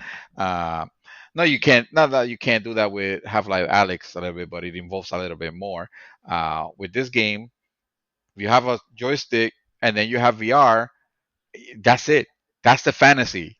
You're actually in the Star Wars movie. You're not gonna get uh, a Disney ride or any other simulation more more realistic and more surreal than playing Star Wars Squadrons in VR. Just because everywhere you look around, they have managed to make it super immersive, Mm. and I see that when people are on dogfighting, and they move their head and they move it to the corner where normally you would not think there's gonna be textures in there, because usually you're focused on what's happening on front, but no, it's like every little detail all around the cockpit, and it makes it so much easier to dogfight, to the point where it's almost cheating against people that don't have a headset, because you can look at at where your enemy is at, before you actually turn your ship.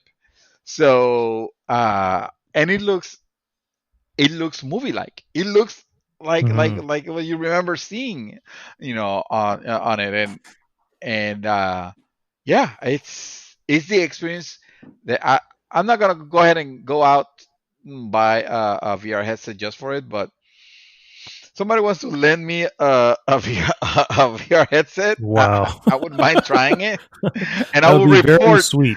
I will report on this game fully. I will take footage and I will share with you, because I mean, that might as well. I played this game without VR, and I can tell you there was moments on it where I felt like, okay, this deserves. If there was ever a category game, gaming moment of the year, hands down, because it was amazing the stuff that people pull in this game. Mm. It's flying the X-wing or the A-wing, or now. By the Now way, B-Wing, yeah. yeah, I didn't bring it on the news piece, but uh, they are bringing content, because people have been clamoring for content on the game that was not gonna get any more additional content. Guess what?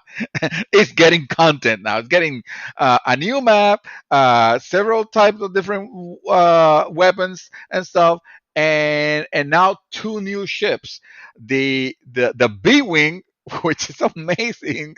You're gonna be able to fly that thing, and the TIE Defender, which is the only time that I was able to play as a TIE Defender was on the original TIE Fighters. I tell you one thing, I think EA heard the message. I think there's gonna be another Star Wars Squadron. I have no doubt actually that there's gonna be another Star Wars Squadron, in the future, and I am Oh, super I'm sure. excited for that. If it made them money, there's no reason why this is EA after all. Yeah, Money yeah. talks. So if it made them money, there's no reason why they will not. They can say all they want. In the end, when you have fewer and fewer studios, fewer and fewer hits, you have a hit. Oh, we need to milk that fucking hit. You you So you're gonna that's you're gonna exactly what grab. they're gonna do. Dude, you go to Reddit. If you go to Reddit, the amount of posts that are just like, literally, I'm not making this up. Literally just going, I just want to say thank you. That's how I just the post is just a big thank you. I just want to say thank you. It's all of them, because the people are super the people that are playing this game are super happy with it. This game is actually going to be on some killer deals. I think I've seen it as low as even $15 on Black Friday. So people ought to not miss it, when they get a chance. Uh, Unless they have a strong allergic reaction to EA games, like some people I know. Mhm.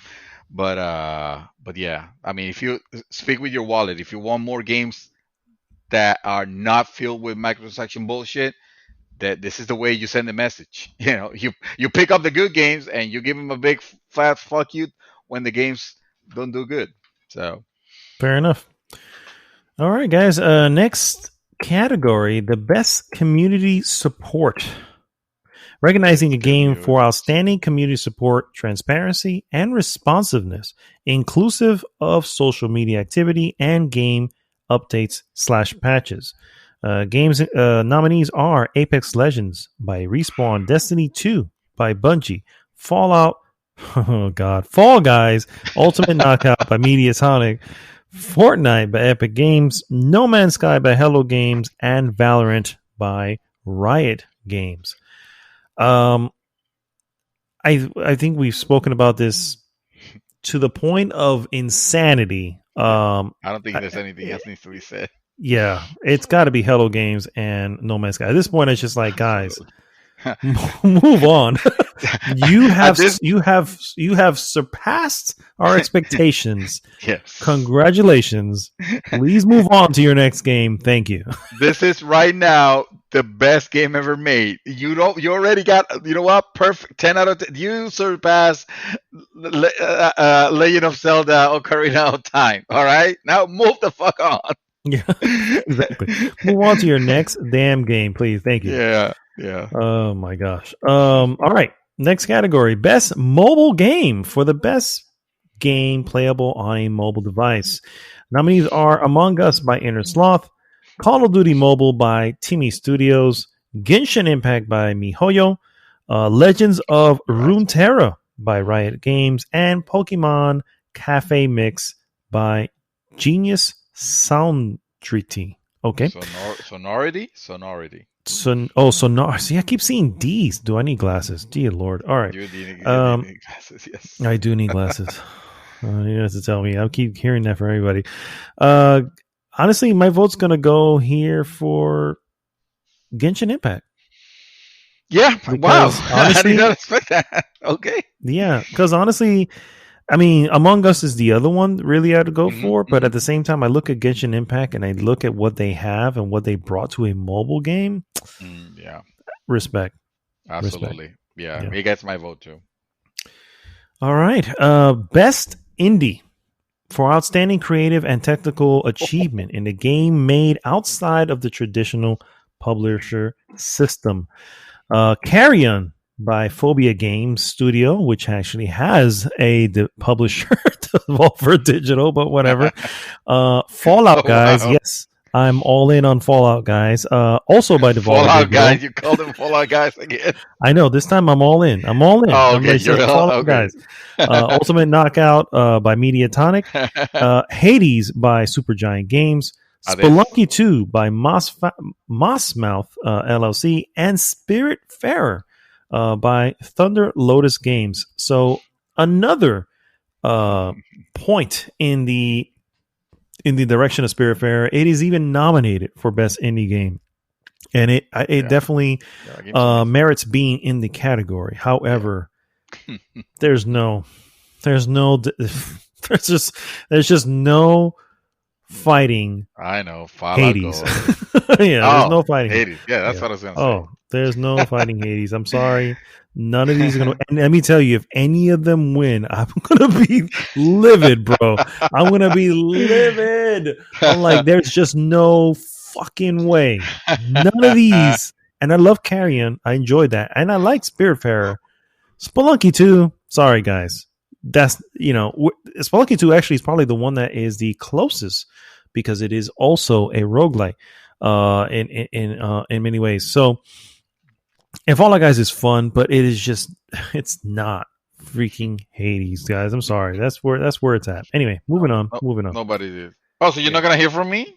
Oh, I'm sorry.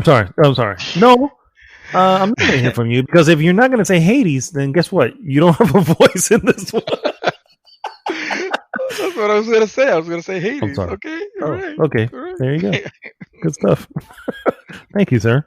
I'm glad we agree. I hope you don't feel that you were pressured in any way. You're not gonna kill my family now, are you?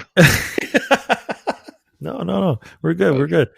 We're all on the Okay. same page. So next category, best ongoing. That's it. Best ongoing. It's not going. Yeah. But it's like, hello. Why shouldn't it? Why is there no game? Well, anyway, awarded to a game They don't for want to say. outstanding. They don't want to use the G word. Yeah, I feel that they are scared of it. Awarded to a game for outstanding development of ongoing content that evolves the player experience over time. Jesus. Nominees are Apex Legends by Respawn, Destiny 2 by Bungie, Call of Duty Warzone by Infinity Ward, Fortnite by Epic Games, No Man's Sky by Hello Games. Also known as the winner. Yeah, Of I was this going to say, category. I'm sorry to say, but I have to give it to Hello Games. I mean, say what I you am want. not sorry. Well, I know, but I mean, Apex Legends is great, but you know what? They had the backing of EA. Call of Duty's Warzone, sure, they had the backing of fucking Activision. Fucking Fortnite is of Epic. It is an Epic game, and freaking Destiny 2, sure, it's on its own now, but it's only there because they had the backing of Microsoft. They're indie. They're indie now. They're indie now.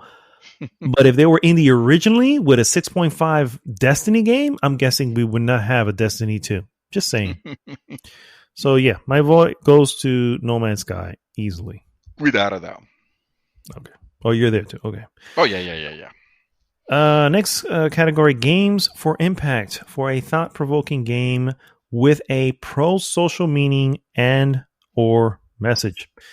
I added the end for the record. The nominees are If Found by developer Dreamfield, Kentucky Route Zero, TV Edition by Cardboard Computer, Spiritfarer by Thunder Lotus Games, Tell Me Why by Don't Nod Entertainment, published by Xbox Game Studios, and Through the Darkest of Times by Paint Bucket Games. I only have one horse in this race, and I know what the impact that they're trying to bring based on the spirits in the game, and that's going to be Spiritfarer. So I haven't played any of these games, and therefore I cannot give a proper vote for any of them. So I abstain on this category. fair enough. Next category, guys. Best Performance, awarded to an individual for voice-over acting, motion, and or performance capture. Nominees are Ashley Johnson as Ellie, The Last of Us Part 2, Laura Bailey as Abby, The Last of Us Part 2, Daisuke Tsuji as Jin Sakai from Ghost of Tsushima, Logan Cunningham as Hades from Hades, and Najee Jeter as Miles Morales from Marvel Spider-Man Miles Morales. I'm going to let you go first on this one, sir. I'm sorry to disappoint you. I don't have a vote on this one either. Okay. My vote goes for Laura Bailey as Abby, period. That's it. All right. An amazing performance. Hands down, a character that you cannot get out of your head. It's one of those characters you just cannot stop thinking about. Hands down. Okay. Laura Bailey. I believe you. Okay. I can't make judgment on it because I know. I mean, other than Hades, and I think the voice is appropriate for him. I don't necessarily think that it stands out. I agree. Yeah, I agree. I mean, it's a great character, and Logan Cunningham has done a lot of voiceover work for a lot of Supergiant games, and they are usually always really great. He did the voice of the narrator in Bastion. Oh, I love that. Yeah. So he was great stuff there, and I gave it to him there. Yeah, I believe. Absolutely. And he's done a lot of fucking voiceover for them, and he is really great. However, this character of Hades is just nowhere near as powerful as the delivery of Laura Bailey's Abby. Dude, I can't say anymore. I'm just gonna say that's the best for her. And let me tell you, I can only see one person winning out of this above her, and that would be Ashley Johnson. However, if she wins, it's going to be because of popularity. Hands down. However, it would be a great injustice because the reality is the star of this game really was Laura Bailey. Anyway, Yeah. moving on. Best audio design, recognizing the best in-game audio and sound design. Nominees are Doom Eternal, id Software, Half-Life Alyx by Valve, Ghost of Tsushima by Sucker Punch, Resident Evil 3 by Capcom, and The Last of Us Part 2 by Naughty Dog. Damn. Audio design, best in-game audio design. In-game audio design. I'm trying to think of. You want me to go first? Yeah, go ahead. Yeah. So on this one, I mean, this is a good category because there's some heavy hitters. I have no doubt. For example, Last of Us 2 has some impressive work done on the audio design.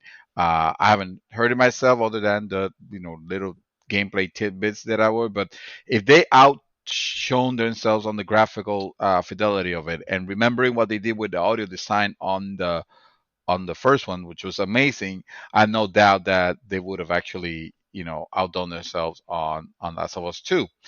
Uh, Resident Evil 3, okay. Ghost of Tsushima, I haven't heard enough. Half-Life Alyx, I remember Half-Life 2 actually, and Half-Life 2 had some impressive sound design back in the day. I just absolutely loved the way the general environment, everything. It made you feel like you were in that world, actually. Uh, and finally, I mean, so I have no doubt that in order to make you even more immersive, because now you're wearing VR goggles or VR headset, Half-Life Alyx would have to like super deliver on that. Uh, However, the one that I remember that I actually played was Doom Eternal, and I do remember enjoying the booming sound of that like a lot. Like this is something that was a game that I loved playing with my headphones. Not necessarily because the music was pretty good, but it wasn't up to the standards of the 2016 Doom. But the sound is phenomenal. The sound will always nail it. So that's the one that gets my vote, Doom Eternal. Yes, Doom Eternal sound design or audio design is definitely on top notch. And I have a feeling that Half-Life Alyx I've never played, but I have a feeling Half-Life Alyx may be the winner overall of the category. However, Oh, it my should. vote will go to The Last of Us Part 2. Um, there's just some amazing audio cues, audio moments in this game, just from little things. I mean, Mm. it's clear that the developers here, probably to a fault, were obsessive or borderline obsessive to just getting things sounding right. Something as simple as the fucking wind blowing through the tree you're standing next to. Why not? The hearing the droplets of water. It's just the gun. You shooting the gun and you hear the freaking, the casing hit the floor. It's just like these little things. You're like, if you didn't have them, Yeah, you may not even notice them that they're not there. yeah, But the fact that you do is just like, man, it's just insane. And then on top of that, I mean, it's just everything else behind all the in-game audio. Yeah, that's where my vote goes. I yeah. don't I'll have be very okay if it wins. Also, yeah, Resident Evil 3. I'm not really sure why it's on here, but okay. Ghost of Tsushima was good, but not nothing to write home about when it came to audio design. But I mean, when you put it against this ones, yeah. correct, yeah. All right, next category: best score and music. For outstanding music inclusive of score, original song, and or licensed soundtrack. Nominees are Doom Eternal, composed by Mick Gordon, excuse me. Final Fantasy VII Remake, composed by Nobuo Uematsu. Komatsu. Masashi whatever. But composed by these guys. Hades, composed by Wow. Darren Korb. Mitsuto Suzuki. Yeah, you go. Ori and the Will of the Wisp, composed by Gareth Coker. And The Last of Us Part 2, composed by Gustavo Santaolalla. Santaolalla. That's an O. Fuck. Oh, dear Lord, I Dorothy. need glasses. Yeah. All right. Go use your FHA before he runs out the end of the year. I think you're right. I'll make the appointment. Oh, thank you. I think the most impressive music in this category has to go to Final Fantasy VII Remake. I love Hades' music. It's not their best. It's great, but it's not their best. Yeah. I still think their best. It's really good. They just when you compare what they have done before, it's correct. It falls just short of it. And it's great for the game, but does it outmatch Doom Eternal? Doom Eternal is great, but I still think Doom 2016 is a better soundtrack than Doom Eternal. Absolutely. And I have no idea about Ori and the Will of the Wisp. And Last of Us Part 2 has good score, but it just doesn't match these other ones. It's more ambience, I think. Yeah, it's more exactly. Yeah. So yeah, my vote goes to Final Fantasy VII Remake, which I have the soundtrack of now, and it is. It was amazing. You're making me want to go play it again. I like that game so much. I bought it twice. I actually own that game twice, and I would like to say that's a joke, but no, I mean it literally. I have the junior version and the actual still shrink wrap, big version, whatever you call that, the collectors or whatever. Yeah, I love that shit. I love this game so much. Yeah, that's where my vote goes. Without a doubt, it's Final Fantasy. I mean, again. All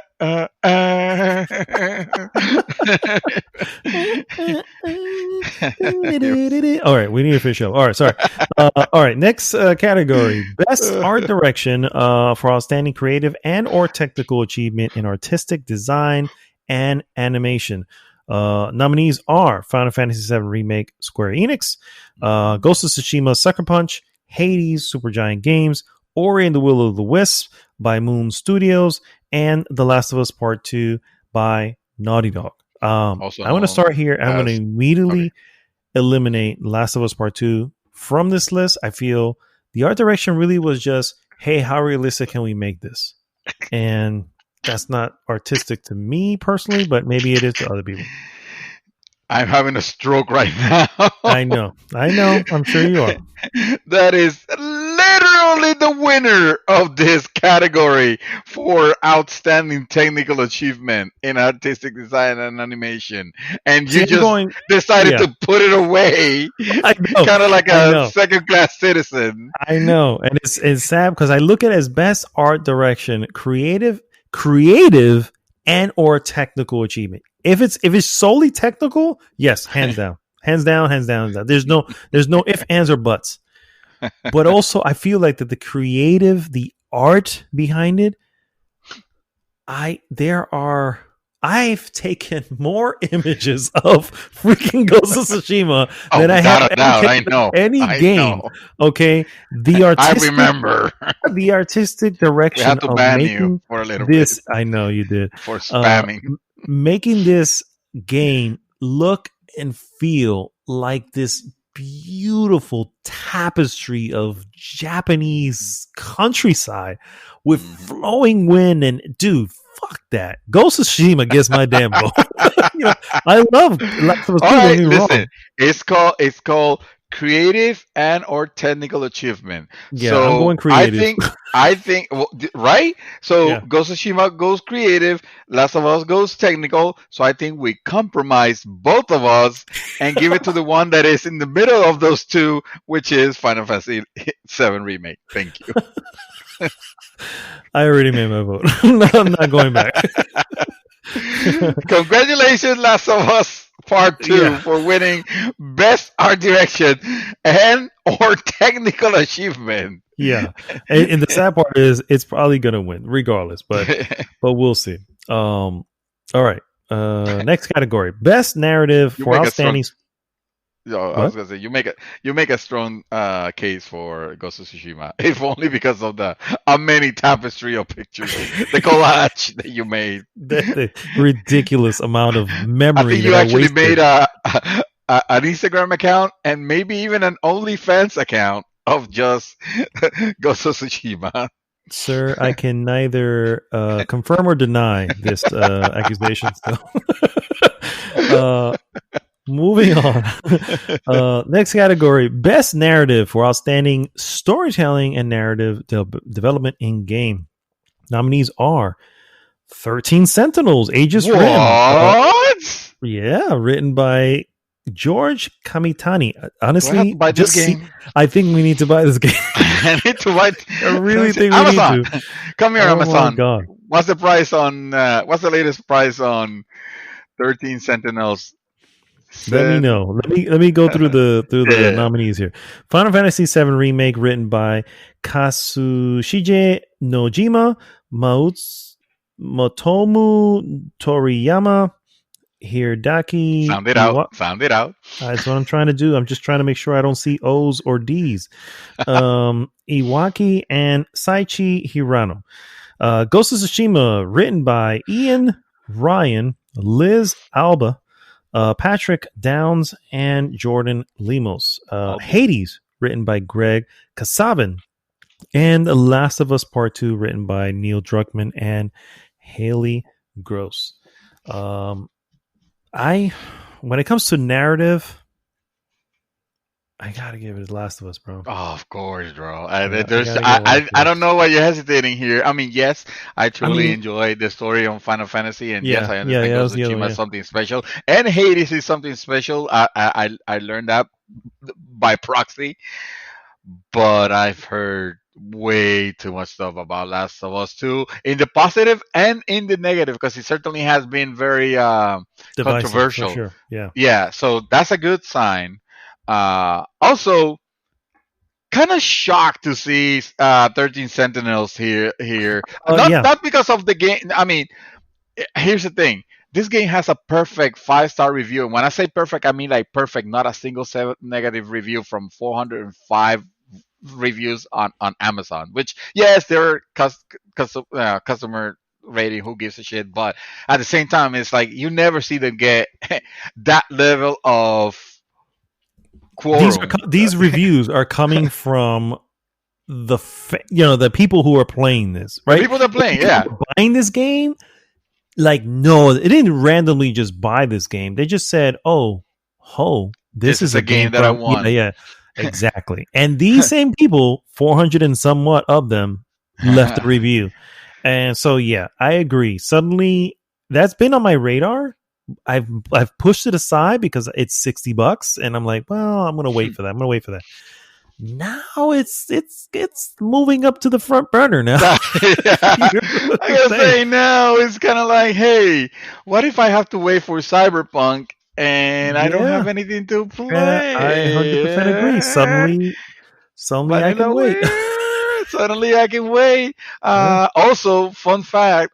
So I have a data tracking of the pricing on Amazon through a particular app called Keepa. And this game has not gone down in price. Actually, I lie. It went down as much as 58.49 sometime in October before going back up in November 1st to Man, 59.99. 58.49 is a deal. According to the Game Awards, I mean, I guess this it game is. has one Yeah. of the most impressive narratives. I I mean, know. it's right up there with Hades and Last of Us Part Two and Final Yeah. Fantasy 11 remake, 7 remake, and Ghost of Tsushima. I mean, we need to consider this. We need to Yeah. consider this game. Yeah. Uh all right. We have two more awards, guys. Bear with us. Next category, Best Game Direction, awarded for outstanding creative vision and innovation in game direction and design. Nominees are Final Fantasy VII Remake by Square Enix, Ghost of Tsushima by Sucker Punch, Hades by Supergiant Games, Half-Life Alyx by Valve, and Last of Us Part 2 by Naughty Dog. I am ridiculously torn on this freaking category. First, I haven't played Half-Life Alyx, so that's not what I'm torn about. I'm really just torn about. I'm talking about game direction. And game direction, outstanding creative vision, a vision of what type of game you're trying to do, and the innovations that you bring to this particular type of game with its design. When I think of that, I cannot look past Hades. That said, when I think of outstanding vision overall, and game direction, just in game direction, The Last of Us Part 2 sits there. That game, I'm unable. I am completely handcuffed in trying to talk about this game because so few people I know have actually played it. This game it's one of those games that I am still looking at stuff for. I'm still looking at analysis and topics, story topics and people talking about it. I'm still looking for stuff about that. You know what I mean? And I remember, like I said, I started playing the game again. New Game Plus, and I want to go back and play it again. And it's a long ass fucking game. It's not short, for the record. And then I think Hades. Because Hades has, the genre of freaking roguelikes is everywhere. You know what I mean? And these guys took that type of game, which I particularly do not like, or at least not a big fan of at minimum, and have reinvented how to fucking do a roguelike to the point where I don't even realize it's a roguelike. You know what I mean? If you didn't tell me it was a roguelike and I had no knowledge, you wouldn't even know. It's the way it's designed to be just you want to continue, you want to go back. You know what I mean? They took the hardest part of going back and losing everything in a roguelike and said, we're going to make this what you want to happen. And suddenly, boom, there it is. You know what I'm saying? So I have Last of Us 2 and Hades, and I really have no freaking clue. So what do you got, sir? Oh, damn it. Final Fantasy VII Remake. You fucking bastard. Am I that easy to? No. Believe it or not, you ass. I had originally picked Ghost of Tsushima for best game direction, but given that you actually have you have made a very strong argument that I just cannot deny. And in retrospect, when I think of when you explain what this category actually reflects, I think I might have misvoted on this one. I actually need to give it to Last of Us Part 2 also. And I play Hades, and I know it's amazing, and trust me, I'm with you on that. But if I had to make my choice, I think I'm going to go ahead and fix it right now. It goes to Last of Us Part 2. That's what I think. Okay. You're still torn. I am still torn. I've literally pressed the button for Hades and then went back to Last of Us 2. Then you started talking. I went back to Hades as you started. Then you're like, I agree with you. I'm doing Last of Us 2. And like, you're right. I'm going back to Last of Us 2. So I am flipping back and forth here. Basically, you influenced me into changing my vote that influenced you to change your vote. Yeah, pretty much. That goes to show, man. That's brotherhood right there. Pretty much, yeah. All right. I'm going to leave it as is. Right now it sits as Last of Us 2. No, that's it. That's the one. You can't change it. Oh, damn it. I just did. I'm going to leave it as that. All right. Yeah, Placidia. Oh, God. All right. Game of the year, guys. Recognizing a game that delivers the absolute best experience across all creative and technical fields. The moment has come, and the Yep. nominees are... First is Doom Eternal by id Software. Final Fantasy VII Remake by Square Enix. Ghost of Tsushima by Sucker Punch. Hades by Supergiant Games. Animal Crossing New Horizons by Nintendo. And The Last of Us Part 2 by Naughty Dog. I can honestly say that this is the best grouping of game of the years that I have seen in a long time. Usually this includes some sort of Assassin's Creed, some sort of Call of Duty, some sort of, why is it there? Sales do not mean great. You know what I mean? So now stop listening to the masses. Yeah. So now I look at this, and the only one I have not played is Animal Crossing's New Horizons, but I do not deny its importance, its popularity, it's the fact that it's a good game of the category and genre that it's delivering. Yes. My two still stand the same though. And the sad part is Ghost of Tsushima is a wonderful game. Again, I platinumed this freaking game. I enjoyed every moment of this game. I never felt I never felt like I was spending more time doing nonsense. Last of Us 2 is a heartbreaking freaking narrative action game. One that has highs upon highs and fucking lows upon fucking lows. To the point you're just like, I need to put the controller down. I cannot continue. And then Hades delivers on just exemplary gameplay.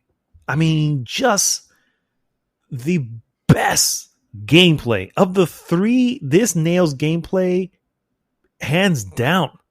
And then on top of that, it throws in a narrative that I want to continue to romance Meg because she's hot for being a purple girl. You know, you know, it's just like, that's another weird sentence. Yeah, I'm sure it is. So I am like lost between these three, but if I give game direction to fucking Last of Us, then I have to give Hades the fucking game of the year. I have to respect them both. So yeah, I'm just gonna go with that because otherwise we'll be here till 4:00 in the morning. All right, so it's on you, brother. What, you think I'm gonna break that tie? Come on, son. Final Fantasy VII Remake is here. What the hell are you talking about? As if this was ever something to consider, think about. It's like I don't have a high note message. I don't have a breakdown of my feelings or anything like that. I'm just here to say that Final Fantasy congratulations. You know what? I'm gonna let you finish, but I'm here to say that Final Fantasy VII Remake is the best game of 2020. Fair enough. Well, you guys heard it here. Final Fantasy VII Remake takes the whole ball of wax. Hell no. I'm saying it's a good game. You can keep your ball of wax. Thank you. Wait, it's a Bix wax? Yeah. Turtle wax. The best wax there is. The best wax there is. Send to is shine some. Yeah, Bix wax. There you go. Okay. Well, I think that brings us to the answer. Any final thoughts on this before we wrap up? No, I'm gonna save them for my last words because then you're gonna have me for last words, and I'm not gonna have anything to say. Okay, fair enough. Well, guys, thanks so much for tuning in. I hope you made your own selection as we went along here, and I apologize that we did not include esports, but we're not into that shit. So what do you want from us? But anyway. As always, please go to goodgame.rocks, join the conversation there. And of course, please like, subscribe, and share the podcast with everyone. Share. This is Mad Dog signing off for this week saying, guys, we're coming to the end. A vaccine is coming. We're going to be all right. 2021 is already looking brighter. Let's just hope the vaccine does not lead to a zombie apocalypse. Mr. David Santos, take us home. How the T virus happened, you know? That's I just wanted to take a moment and take a look back at 2020 has been a shit year. There's no doubt about that.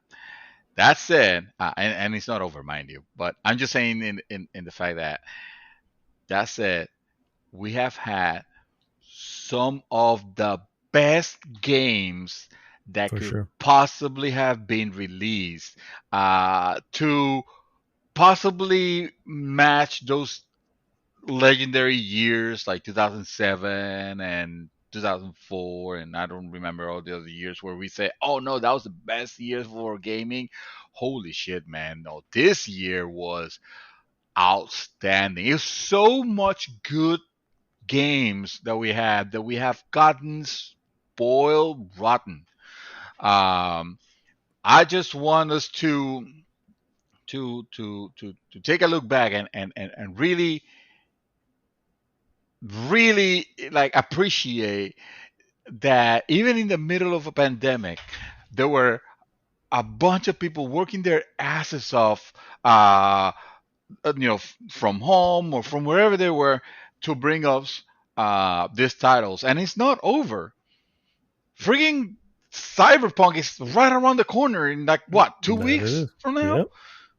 And God only knows. It's like the way to close the year, basically. Because I mean, what else is there that is major? I mean, I've heard of some games that they have cleared out of the way of Cyberpunk because they're like, nope, we're not gonna release around that time. Yeah, I think Nope. that. So it's